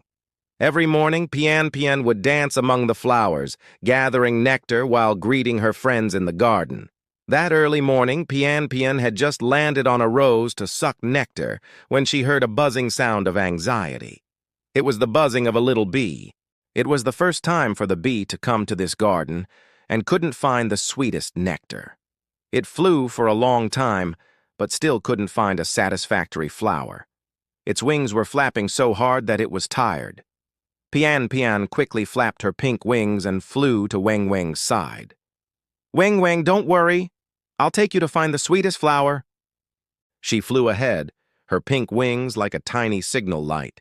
First, she buzzed to the pergola filled with wisteria flowers, and then to the flower bed full of sunflowers. Before each flower, she would stop for a while to make sure the nectar was sweet enough before letting her buzzing fall. Buzzing gathered sweet nectar and waved his antennae at Pian Pian, saying, "Thank you, Pian Pian. Your wings are more conspicuous than a small flag. It's so convenient to follow you to look for honey." In the morning, as the sun rose slowly, the little ladybug Dian Dian in the garden was looking for aphids on the leaves. Suddenly, a gust of wind blew it into the tall rose bushes. There were too many thorns in the bushes, and Dian Dian was afraid of being pricked and dared not move around. In a hurry, her little antennae kept shaking. When Pian Pian saw this, she quickly flew over and gently touched Dian Dian's back shell with her wings. "Dian Dian, don't be afraid! I'll take you out!" She carefully avoided the rose thorns, led the way in front, and followed the fluttering pink wings, slowly climbing out of the rose bushes. Dian Dian shook the spots on Pian Pian's back shell and said, "Thank you, Pian Pian. Your wings are so beautiful. I'm not afraid at all to follow you." At noon, the little girl Lele from the neighbor's house came to the garden to draw. She wanted to draw the most beautiful butterfly, but she searched for a long time and still couldn't find one that satisfied her. Seeing Lele's anxious look, Pian Pian quickly flew to Lele's drawing paper, flapping her pink wings. Sometimes she perched on the sunflower to strike a nice pose, and sometimes she flew around Lele's brush once so that Lele could clearly see the patterns on her wings. Lele followed the pattern of Pian Pian and soon drew a lifelike pink butterfly. She raised the drawing paper and smiled at Pian Pian. "Pian Pian, look! The butterfly I drew is as beautiful as you." It fluttered twice above Lele's drawing paper as if clapping for her. In the afternoon, a few dark clouds suddenly drifted in from the sky, and it seemed that it was about to rain. Pian Pian recalled that the little daisies in the corner of the garden had just sprouted. It would be terrible if they were damaged by the rain. She quickly flew to the window of Grandpa Zhang, the garden keeper, flapping her wings against the window and occasionally flying towards the direction of the little daisies. Grandpa Zhang understood Pian Pian's meaning and quickly brought a small plastic shed to cover the little daisies. Just as it was covered, raindrops began to fall with a drip-drip sound. Grandpa Zhang waved his hand at Pian Pian and said, "Thanks to Pian Pian. Otherwise, the little daisy would have been rained on." In the evening, the setting sun dyed the garden orange-red. Pian Pian stopped on the biggest sunflower, surrounded by Wu Meng, Dian, and Lele. Everyone shared the small cookies brought by Lele and the nectar collected by Wu Meng. Sipping the sweet nectar gracefully, looking at the smiling faces of my friends, the pink wings glistening with warmth in the setting sun, my heart is filled with sweetness. Suddenly, she felt that her wings were not only for flying and looking good, but also could help Weng find honey, take Dian home, be a model for Lele, and remind Grandpa Zhang to take care of the flowers. It was much happier than dancing alone among the flowers. It turns out that even a tiny pink butterfly can, with its own beauty and enthusiasm, become a little messenger in the garden, bringing joy and help to every friend. When the moon rose, Pian Pian was still gently flying in the garden. Its pink wings, under the moonlight, looked like a moving little cloud. The garden is quiet, with only the rustling sound of the evening breeze brushing against the petals. Because of the fluttering, this garden has become more and more lively and splendid. Such days are sweeter than sweet nectar and more beautiful than pink wings. The record of the little white doves cooing in the courtyard messenger in the yard of my grandpa's house. There lives a little white dove. Everyone calls her Gugu. She has a coat of snow-white feathers, as if wrapped in a layer of fine winter snow. When her wings spread out, they look like two soft white sails. When she flies, almost no sound can be heard. Only the faint grey feathers around her neck are like wearing a delicate little scarf. Every morning, Gugu would circle twice above the yard and then land on the windowsill, waiting for her grandpa to feed her favorite millet. That early morning, Gugu had just finished eating millet when it heard anxious chirping sounds. It was the chirping of a little sparrow under the eaves. Its baby had fallen from the nest and landed on the top of the high courtyard wall. Chirping couldn't fly up and could only circle around the wall. Gugu quickly flew to Juju's side and gently called Gugu twice. "Don't worry. I'll help you take the baby back." She gently landed on the courtyard wall, carefully picked up the little sparrow baby with her pointed little beak, and slowly flew to the bird's nest, putting the baby into the warm nest. Shoo followed and flew to the bird's nest, flapping her wings at Juju. Thank you, Juju. Your wings are even stronger than mine. How reliable. In the morning, as the sun rose slowly, Duadu, the little sister of the neighbor, was crying in the yard. She had lost the pink hairband knitted by her mother. It was a birthday present from her mother. Grandpa and Duadwo searched for a long time, but couldn't find any trace of the hairband. When Gugu saw this, he suddenly remembered that he had seen something pink on the locust tree outside the courtyard just now. She hurriedly flew to her grandpa, making cooing sounds as she flew out of the courtyard and kept looking back from time to time as if leading the way. Grandpa followed Gugu to the locust tree and indeed found Duadwo's hairband on the branch. Duadwo took the hairband, hugged Gugu's neck and laughed. Gugu, you're so amazing. You are really my little guide. Gugu rubbed his head against Duadwo's hand. The feathers were soft, which made Duodwo laugh non-stop. At noon, a stray little cat came to the yard. It was all dirty and shaking non-stop. It seemed that it hadn't eaten for several days and didn't even have the strength to walk. Gugu quickly flew to his grandpa's windowsill and made a goo-goo sound at the bag containing the millet. Grandpa understood Gugu's meaning, grabbed a handful of millet and poured a small bowl of warm water, placing it in front of the little cat. The little cat slowly walked over, ate the millet and drank the warm water. Finally, it stopped shivering. It let out a cooing meow as if expressing its gratitude. Gugu landed on the railing beside it, quietly looking at the little cat as if protecting it. In the afternoon, dark clouds suddenly drifted from the sky, and it seemed that it was about to rain. The peanuts that Grandpa dried in the yard haven't been brought back into the house yet. If they get wet from the rain, they will mold. Gugu quickly flew to the window of his grandpa's study, flapping his wings with a goo-goo sound and nodding at the pile of peanuts in the yard. Grandpa looked up and quickly followed Gugu to collect the peanuts. As soon as they put the peanuts into the bag, raindrops began to fall with a drip, drip sound.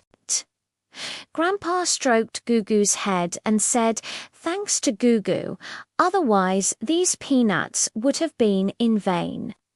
It made two Gugu sounds, as if saying, "You're welcome." In the evening, the setting sun dyed the courtyard orange-red. Gugu was sitting on the clothesline in the yard, surrounded by Juju Duadwo, the little cat and her grandpa. Grandpa was feeding Gugu millet, Duadwa was combing the little cat's fur, and Choo-Choo was singing on the nearby branch. The whole yard was lively and bustling. Gugu looked at the scene before her, feeling warm in her heart. Suddenly, she felt that her wings were not only for flying, but also could help her friends solve problems and spread warmth. It was much happier than flying alone in the sky. It turns out that even a tiny pigeon can, with its tenderness and skills, become a little angel in the yard, bringing joy and peace of mind to everyone. When the moon rose, it gurgled down on Grandpa's windowsill, looking at everything in the yard. Its wings gently flapped, as if it were covered with a soft little quilt. The yard was quiet, with only the soft purring of the little cat. Because of the cooing, this small yard became warmer and more lively. Such days were sweeter than sweet millet and more beautiful than pure white feathers. The Guardian story of the little dog's yellow courtyard in the small courtyard of the little girl Duadua's home. There lives a little yellow dog. Everyone calls it Huang Huang. It has a coat of short golden fur, like a little coat woven with sunlight. Its round black eyes always shine, and its ears stand up straight at the slightest sound. When it runs, its tail wags like a small flag, and it will rub its wet nose against people's hands, making people can't help but want to hug it. That early morning, Huang Huang was chasing a ball with Duoduo in the yard, when suddenly she heard a soft woo sound. It was Dodo, the little brother of the neighbor. He had lost the blue marble that his mother had brought on a business trip. It was Dodo's most precious toy, and his tears fell onto the grass. Huang Huang hurried over and sniffed around Dodo's path with its nose. Its nose was so sharp that it could smell the faint fragrance on the marbles. It wasn't long before it peeked under the rose bushes, and a shiny blue marble emerged. Dudu picked up the marbles, hugged Wang Guang's neck, and laughed. "Wang Guang, you are so amazing. It's 100 times faster than I found it." Huang Guang wagged its tail and gently licked Dodo's hand with its tongue, as if saying, "You're welcome." In the morning, as the sun slowly rose higher, Duaduo was doing her homework in the yard, placing her beloved pink paintbrush on the stone table. A gust of wind blew, and the paintbrush was blown into the haystack in the corner. Duaduo searched for a long time, but couldn't find it.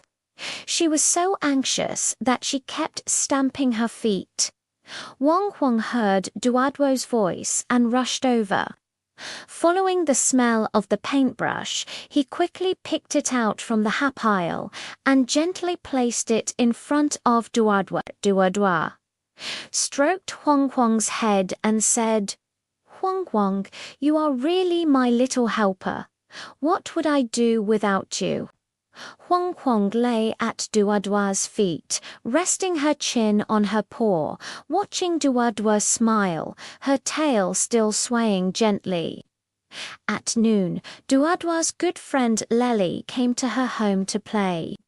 The two of them wanted to play hide-and-seek, but they were missing a person to look for. Huang Huang quickly stood up and barked at the two of them twice, as if saying, "I'm here to be the one looking." Lely smiled and said, "Great, great. A yellow nose is the most sensitive. It's sure to find us." Duaduo hid behind a big tree, and Lele hid behind a shirt with a clothesline. Huang Huang first smelled the scent and found Duoduo, then walked around the place where Lely was hiding twice and gently peeked at his shirt with his paws. Lely could only run out with a smile. Huang Huang is so amazing. It's simply impossible to hide. In the afternoon, dark clouds suddenly drifted from the sky, and it seemed that it was about to rain. The dried vegetables that Grandma was drying in the yard had not yet been brought back into the house. Huang Huang hurriedly ran to her side, barked at the bamboo basket under the eaves, and bit the corner of Grandma's clothes to pull them into the yard. When Grandma saw this, she quickly followed Huang Huang to collect the dried vegetables. As soon as she put the dried vegetables into the basket, raindrops began to fall with a drip-drip sound. Grandma stroked Wang Wang's head and said, thanks to our Wang Wang, otherwise the dried vegetables would have been soaked. Wang Wang wagged its tail, rubbing it around at Grandma's feet, happily spinning in circles. In the evening, the setting sun dyed the small courtyard and Duardway Lei and Dodo surrounded Wang Huang, sharing cookies and apple slices. Wang Huang was lying in the middle, with a small piece of dried meat given by Duardwu in her mouth. Looking at the smiling faces of the three children, her eyes narrowed into little crescent moons. Suddenly, it felt that it was not just a little dog. It could also help Dodo find marbles, Duodwo find paintbrushes, play games with everyone, and remind Grandma to harvest dried vegetables. It was much happier than sleeping alone in the yard.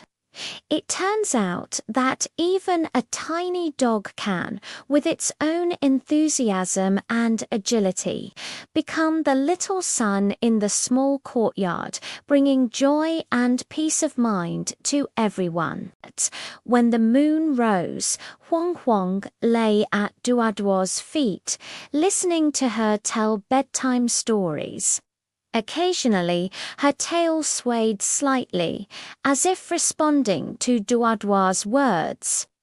The room was quiet, with only the soft breathing of Huang Huang. Because of Huang Huang, this small home became more and more lively and warm. Such days were sweeter than dried meat and more beautiful than golden fur. The heartwarming story of Little Mouse Dodo's granary. Beside the granary on the farm lived a tiny grey mouse, which everyone called Dodo. He was covered with soft grey fluff, as if wrapped in a layer of fine cotton wool. His round black eyes were always moving around. His tiny claws were particularly flexible, capable of crawling into all kinds of narrow crevices, and even picking up grains of wheat larger than half of his body. At first, all the friends on the farm were a little afraid of him. It was not until later that they found out that Dodo's small size concealed a big heart. That early morning, Dodo had just found a plump grain of wheat in the corner of the granary when she heard a rustling sound of worry. It was the newly moved little ant Guagu. It was leading its friends to look for food to store for the winter, but the grains of wheat were all hidden in the cracks of the wooden boards in the granary, and the ants couldn't reach them, so they could only circle around the boards. Dudu hurried over, gently pried open the cracks in the wooden board with her little paws, and picked out the wheat grains one by one, placing them in front of Guagu. "Don't worry. I'll help you get the wheat grains out." Guago and her friends surrounded the wheat grains and waved their antennae at Dodo. "Thank you, Dodo. Your little claws are even more flexible than our antennae. How amazing!" In the morning, as the sun gradually rose, the little chicks on the farm Gugu were looking for insects in the yard. Accidentally, they lost the small bell given by their mother. The bell was tied around its neck with a red string.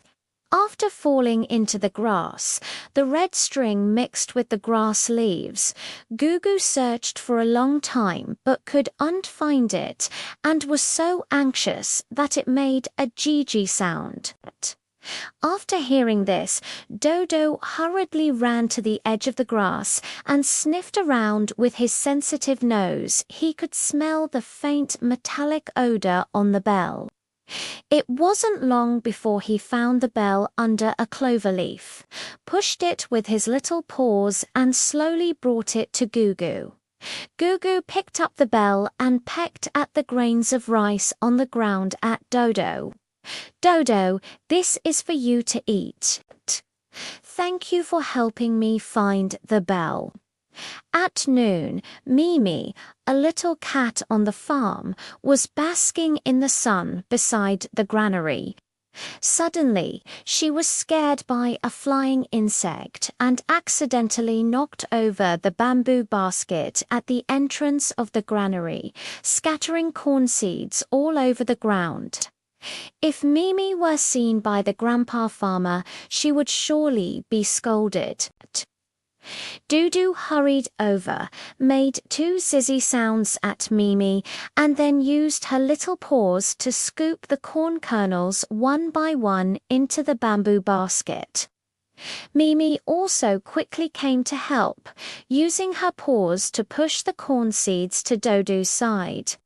The 2 of them worked together for quite a while and finally managed to put all the corn seeds back into the bamboo basket. Mimi rubbed her face against Dodo and said, "Thank you, Dodo. From now on, I won't avoid you anymore." In the afternoon, dark clouds suddenly drifted from the sky, and it seemed that it was about to rain. Dudu recalled that the peanuts dried by the farmer grandpa in the yard had not yet been brought back into the house. If they got wet by the rain, they would sprout. He hurried to his grandfather's house door, squeaking into the crack of the door and running towards the pile of peanuts in the yard from time to time. After hearing this, Grandpa quickly followed Dodo to the yard. Just as he put the peanuts into the bag, raindrops began to fall with a drip-drip sound. Grandpa stroked Dodo's head and said, "Thanks to Dodo. Otherwise, all these peanuts would have been in vain." I also specially left a small handful of fried peanuts for Dodo. In the evening, the setting sun dyed the farm orange red. Dudu was sitting on a small earthen slope beside the granary, surrounded by Guagu, Gugu, and Mimi. They were sharing roasted peanuts, rice grains, and the little bugs they found. Dudu held a fried peanut in her arms, looking at the smiling faces of her friends. The grey down was shining warmly in the setting sun, and her heart was filled with sweetness. Suddenly, he felt that his small size was no problem at all, being able to help Guago find the wheat grains, help Gugu find the bells, help Mimi clean up the corn kernels, and remind Grandpa to harvest peanuts was much happier than hiding alone in the granary and munching on the wheat grains. It turns out that even a tiny mouse can, with its own wit and enthusiasm, become a little helper on the farm, bringing safety and happiness to every friend. When the moon rose, Dodo was still walking slowly beside the granary.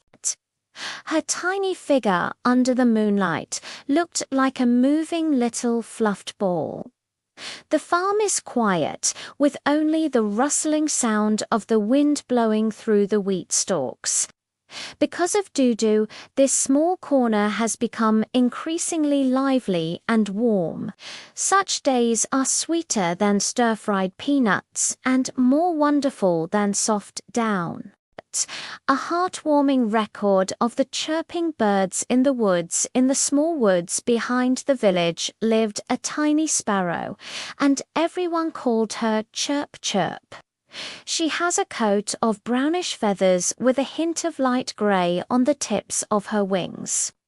When she flies, she looks like a flexible little leaf, and her chirping is particularly clear and can be heard far in the woods. Every morning, Shoo Shoo would jump around among the branches. looking for sweet berries for breakfast and greeting his friends in the woods at the same time.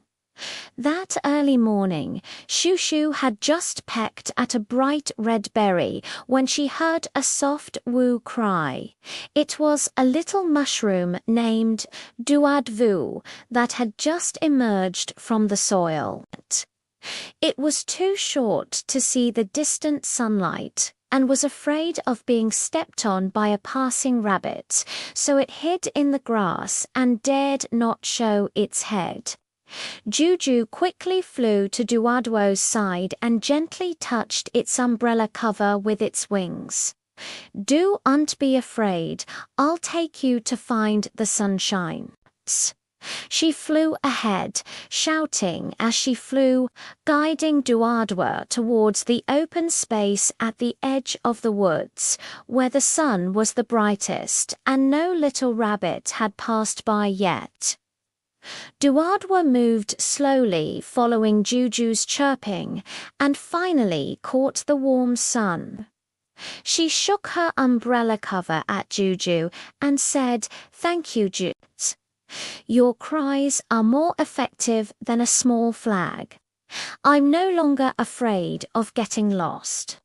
In the morning, as the sun rose slowly, Shushu was resting on the locust tree when she saw the little squirrel Lely holding a pine cone. While jumping among the branches, she accidentally sprained her ankle and the pine cone fell into the bushes under the tree. Lely was in so much pain that she couldn't go down to pick it up. Shushu quickly flew down, picked up the pinnacone with his pointed little mouth, and slowly flew to Lely's side. "Lely, don't worry, your pinnacone is here." Lely took the pinnacone and wagged her big tail at Shushu, saying, "Thank you, Shushu. Your little mouth is more agile than my claws. Thank you so much." At noon, a group of naughty children came to the woods, wanting to catch a few little bugs to play with. It would be a disaster if they stepped on the newly sprouted saplings. Shushu quickly flew up into the woods, chirping loudly and flying towards the direction of the young saplings, as if to remind everyone. Hearing chirping, the children followed its figure and saw the tender green saplings. They quickly moved around and waved at chirping, saying, "The little bird is so smart. We won't step on the saplings anymore." In the afternoon, dark clouds suddenly drifted from the sky, and it seemed that it was about to rain. Shushu thought of the little ants Guo Guo and his family living under the tree roots. They were still outside carrying breadcrumbs. If they got wet from the rain, it would be a big problem. Shushu quickly flew to Guaguo's side, shouted in the direction of the ant nest, and picked up a small piece of breadcrumbs and flew towards the ant nest. Guoguo understood Shushu's meaning and quickly led his friends to carry the breadcrumbs back to the ant nest. As soon as they entered the hole, raindrops began to fall with a drip-drip sound. Guagu poked his head out of the hole and shook his antennae at Juju. "Thank you, Juju. Your reminder came more timely than raindrops." In the evening, the setting sun dyed the woods orange red. Shushu was sitting on the highest branch, surrounded by Duo, Lala, and Guagut. They were sharing sweet berries and pine cones. Shushu pecked at the berries, looking at the smiling faces of her friends. Her wings flapped gently, and her heart felt warm. Suddenly, she felt that her little wings were not only for flying, but also could help Duo find sunlight, help Lele pick pine cones, remind children, and give Guo messages. It was much happier than looking for food alone in the woods. It turns out that even a tiny bird can, with its own flexibility and enthusiasm, become a little guard in the forest, bringing safety and happiness to every friend. When the moon rose, Choo-Choo was still chirping gently on the branches, her clear voice wafting through the quiet woods, as if singing a lullaby to her companions. The forest was quiet, with only the rustling of leaves in the wind. Because of the chirping, this forest became more and more lively and warmer. Such days were sweeter than sweet berries and more beautiful than nimble little wings. The heartwarming community story of little girl Yaya. Beside the small garden in the community lived a little girl with dreadlocks, and everyone called her Yaya. She has a pair of bright, big eyes. When she smiles, two tiny tiger teeth show. Her pockets are always filled with crushed cookies for little animals. In her hands, she often carries a small flower basket sewn by her mother. The basket is either filled with her own toys or small items bought for the neighbor's grandma. Wherever she goes, she seems to be carrying a little son. That early morning, Yaya carried a small flower basket to buy milk. Just as she reached the ground floor, she saw Grandma Zhong squatting at the entrance of the unit, sighing. Grandma Zhong's vegetable basket had a hole in it, and the small green vegetables she had just bought fell all over the ground. When she bent down to pick up the vegetables, her walking stick almost slipped. Yaya hurried over and handed the small flower basket to Grandma Zhong, saying, "Grandma, use my basket to carry the vegetables." "My basket is so sturdy," while helping Grandma Zhong pick up the green vegetables. She supported her to stand up slowly and also shared the crushed biscuits in her pocket with Grandma Zhong's little cat. Grandma Zhong patted Yaya's head and smiled. "Yaya is such a good child. She's even more considerate than my little grandson." In the morning, the sun was slowly rising. Yaya was playing with building blocks in the small garden when suddenly she heard a soft woo cry. It was Dodo, the little brother who had just moved to the community. His Ultraman toy had accidentally fallen into the bushes in the garden. The branches were too dense for him to reach out. Yaya quickly put down the building blocks, found a long branch, and carefully helped Dodo pull out the toy. She also wiped the dirt off the toy for him. "Dodo, don't be sad. Look, Ultraman isn't broken at all." Dodo held a toy and played with building blocks along with Yaya. The two soon became good friends, and their laughter filled the small garden. At noon, when Yaya went home for lunch, she found that the sensor light in the corridor was broken. Grandpa Wong was coming back from the hospital in the afternoon. His eyesight was poor and he was sure to fall without the light. Yaya hurried home, asked her mother for a string of small lanterns, and brought a small stool. She stepped on the stool and hung the lanterns on the handrail of the corridor. As soon as the colorful lights came on, the corridor became warm.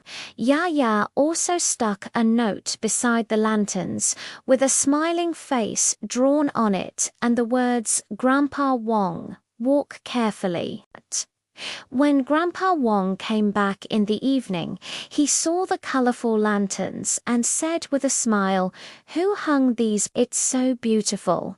It's even brighter than street lamps." In the afternoon, dark clouds suddenly drifted from the sky, and it seemed that it was about to rain. Yaya thought of the stray cat, Hua Hua, in the small garden. Its little nest was still under the bench in the open air, and it was sure to get wet. Yaya quickly ran downstairs with her little blanket in her arms, spread it in the cardboard box under the bench, and placed the dried fish her mother had just cooked beside the box. Hua Hu heard the commotion and ran over. She rubbed Yaya's hand and obediently slipped into the warm little nest. Yaya stroked Hua Hu's head and said, "Hua Hu, don't be afraid. You won't feel cold if you take shelter from the rain here." In the evening, the setting sun died. The community and Vendred Yaya was sitting on a bench in the small garden, surrounded by Dudu Huawa and Grandma Zhong, who had come to deliver fruits. She shared the small cake made by her mother, looking at everyone's smiling faces. The bow on her pigtails swayed gently, and her heart was filled with sweetness. Suddenly, she felt that all she had done were small things, helping Grandma Zhong carry vegetables, helping Dodo find toys, hanging colorful lights, and building a nest for Wawa. But these small things could make everyone happy and were much more interesting than just playing with toys by herself. It turns out that a little girl can also become a little sun in the community with her kindness and enthusiasm, bringing warmth and happiness to everyone. When the moon rose, Yaya lay by the window, looking at the small colorful lights in the corridor and the little nest of Hohu in the small garden with a smile on her lips. The room was quiet, with only the soft voice of Mum telling stories. Because of Yaya, this small community became more and more lively and warm. Such days were sweeter than sweet little cakes and more beautiful than shiny, colorful lights. The community of the blue car helps take notes in the parking lot of the community. There is a bright blue car parked, and everyone calls it Lanlin. It has 4 round black tires. The body of the car looks as if it has been dyed by the blue sky. There is also a small red warning light on the roof, a sticker stuck by the little owner Xiaoming. When it starts, it makes 2 beep beep sounds. It runs steadily and fast. Every time Xiaoming gets into the driver's seat, of course, it's a children's toy car pushed by his father. Lanlin feels that she is the most proud car in the community. That early morning, as soon as Lanlin was polished shiny by her father, she heard the sound of panting. It was Grandpa Lee from next door. He was carrying a basket full of vegetables and was going to the morning market at the community entrance to sell them. But the basket was too heavy and he was sweating profusely after just 2 steps. Xiaoming quickly jumped out of the car and said to Grandpa Lee, "Grandpa, let Lanlin help you carry the vegetables." Its trunk can hold a lot of things.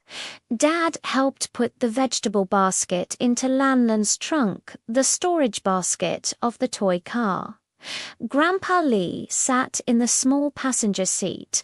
Lanlan beeped and steadily carried the vegetables to the morning market. Grandpa Lee stroked Lanlan's car body and smiled. Lanlan is really a good helper. It's much easier than carrying the vegetables myself. In the morning, as the sun gradually rose in the small garden of the community, children were playing a delivery game, but there were no trucks to transport toys, so everyone was a little uninterested. Xiaoming slapped his head and drove Lanlan into the garden. Let S use Lanlan as a van. It can carry a lot of toys.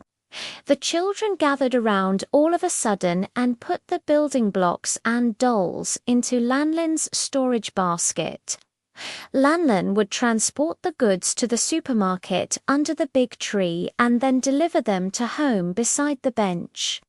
The beep beep sounds and the children's laughter kept ringing in the garden. The youngest girl, Nunu, sat in Lanlan's driver's seat and happily shouted, "Lanlan runs so steadily. I want to be a little driver too." At noon, a few dark clouds suddenly drifted in from the sky, and it seemed that it was about to rain. Xiao Ming found that beside the fitness equipment in the community, there was a quilt that Grandma Wong had dried. It would be terrible if it got wet in the rain. Xiaoming hurriedly drove Lanlan to look for Grandma Wong, beeping beep beep to signal her to hurry up. Grandma Wong followed Lanlan to the fitness equipment. Just as she put away the quilt, raindrops began to fall with a drip-drip sound. Grandma Wong gave Lanlan a thumbs up and said, "Thanks to Lanlan's reminder, my quilt didn't get wet. You are such a smart little fellow." In the afternoon, a new neighbor came to the community, carrying a lot of luggage and worrying about how to move it upstairs. When Xiaoming saw this, he quickly drove Lanlan over to help. Although it couldn't carry big boxes, Lanlan could transport small packages like toothbrushes and towels. From downstairs to the new neighbor's doorstep, one trip after another. The new neighbor's child Xiao Yu and Xiao Ming took turns driving blue balls together, and they soon became friends. Xiao Yu touched the steering wheel of Lanlan and said, "The color of Lanlan is so beautiful. Shall we play together in the future?" Lanlan beeped twice, as if saying, "Great, great." In the evening, the setting sun dyed the community an orange. Lanlan stopped downstairs of her house, surrounded by Xiao Ming, Xiao Yu, Grandpa Lee, and Grandma Wong. Grandpa Lee handed Lanlan a sweet orange, of course. It was for Xiao Ming, but Xiao Ming said he would share half with Lanlan. Grandma Wong touched Lanlan's tire and praised it for being of great help today. Xiao Ming was sitting in the driver's seat, gently touching Lanlan's steering wheel. "Lanlan, you helped so many people today. You're so great." The blue car lights flickered the lights of the toy car, and my heart felt warm. It suddenly felt that it was not just a toy car for playing with, but could also help Grandpa Lee carry vegetables, play games with children, remind Grandma Wong to tuck in her quilt, and help new neighbors move things. It was much more interesting than just parking in the parking lot all the time. It turns out that even a tiny toy car can, by its own skills, Become a little helper in the community, bringing convenience and joy to everyone. When the moon rose, Lanlan was quietly parked in the parking lot. The car body shone with a faint blue light in the moonlight, like a little blue star. The community is quiet, with only the occasional chirping of insects. Because of Lanlan, this small community has become increasingly lively and warm. Such days are sweeter than the candies given by Xiaoming and more beautiful than the bright blue car body. A heartwarming memory of the little turtle slowly walking in the pond by the pond at the edge of the village lived a little turtle, and everyone called him Mungman. He has a deep green hard shell with irregular patterns on it, as if wearing a strong little armor. His 4 short legs move slowly, and he even speaks softly. He is always laughed at by his friends as walking slower than a snail. But he was not in a hurry at all, because he knew that taking it slow could help him discover more beauty and also quietly solve small troubles for everyone. One early morning, I was slowly carrying my shell on my back on the grass by the pond, looking for tender grass to eat. Suddenly, I heard a soft cry of Gigi. It was the little sparrow Shoo Shoo that had just learned to fly. It had accidentally fallen off a branch. Its wings were a bit sore and it couldn't fly back. It was also afraid of being discovered by a passing kitten. Slowly and quickly crawl over, gently lift the hard shell a little, and say to Juju, "Hide in my shell, quickly. It's safe here." Shoo Shoo burrowed into its shell.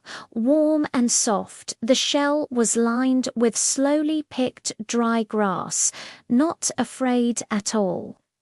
After the cat left, slowly climbed to the big tree and let Shoo Shoo climb up the branch along his shell. Shoo Shoo flew into the bird's nest and flapped her wings at Mungman, saying, "Thank you, Mungman. Your shell is safer than a tree hole. Even though you walk slowly, you are really reliable." In the morning, the sun was slowly rising. Little Aunt Guago and her friends were carrying breadcrumbs. When they passed by a small puddle, they were at a loss. The puddle was too wide for the ants to jump over, and they would have to take a detour for a long time. After seeing it slowly, he quickly climbed over and gently placed his shell at both ends of the puddle, like building a small stone bridge. "You all go over my shell. Walk slowly and don't be in a hurry." The fruit lined up and walked steadily over the shell, leaving a small crumb of bread on it slowly. "Thank you, Mungman. Your stone bridge is even more stable than leaves. It doesn't matter if it's a bit slow. We'll be waiting for you." At noon, dark clouds suddenly rose from the sky and it began to drizzle. The little crab Kyunjian, which had just been playing by the pond, had a shell that was too small to keep out the rain, so it had to huddle in a crevice of a stone and tremble. Slowly and quickly crawled over, using his big shell to block the top of the crevice of the stone, like opening a green umbrella. "Jianshan, hide under me. The rain won't get you wet." Kyunjin emerged from the crack and hid under Mungmung's shell. She also shared the small snails she had found with Mungmung. "Thank you, Mungmung. Your shell is bigger than mine. It's so warm to hide here." In the afternoon, while swimming slowly in the pond, I found that the little carp Lele was lost. Lele came out to play with its mother and accidentally got lost. It was pacing around in the pond, so anxious that it kept blowing bubbles. Mungman wasn't in a hurry at all. While swimming slowly with Lele, he helped it look for its mother's figure. Mungman remembered that there was a red fish scale on Lele's mother's body. After swimming for quite a while, I finally found Lele's mother by the lotus flower bed. Lele threw herself into her mother's arms and turned around, wagging her tail at Mungmung. "Thank you, Mungmung. Although you swam slowly, you helped me find my mum. It was even more effective than being a little faster." In the evening, the setting sun dyed the pond orange-red, slowly lying on the stone by the pond, basking in the warm sun, surrounded by Shushu, Guo, Guo, Jian, Kion, and Lala. They shared tender grass, snails, and breadcrumbs. Chewing the tender grass slowly, looking at the smiling faces of my friends, with a few small petals still adhering to the shells, my heart felt warm. He suddenly felt that there was nothing wrong with walking a little slower. Walking a little slower allowed him to listen carefully to the chirping cries, to build the stone bridge steadily, and to patiently help Lele find his mother. It was much better than running over in a hurry and being of no help at all. It turns out that a little turtle that walks slowly can also become a little guardian by the pond with its own patience and gentleness, bringing safety and happiness to every friend. When the moon rose, it slowly crawled on the stone, its deep green shell gently twinkling in the moonlight like a moving little jade. The pond is quiet, with only the chirping of insects and the sound of flowing water. Because of this, the pond has become warmer and warmer, and more reassuring. Such days are sweeter than tender grass and more solid than hard shells.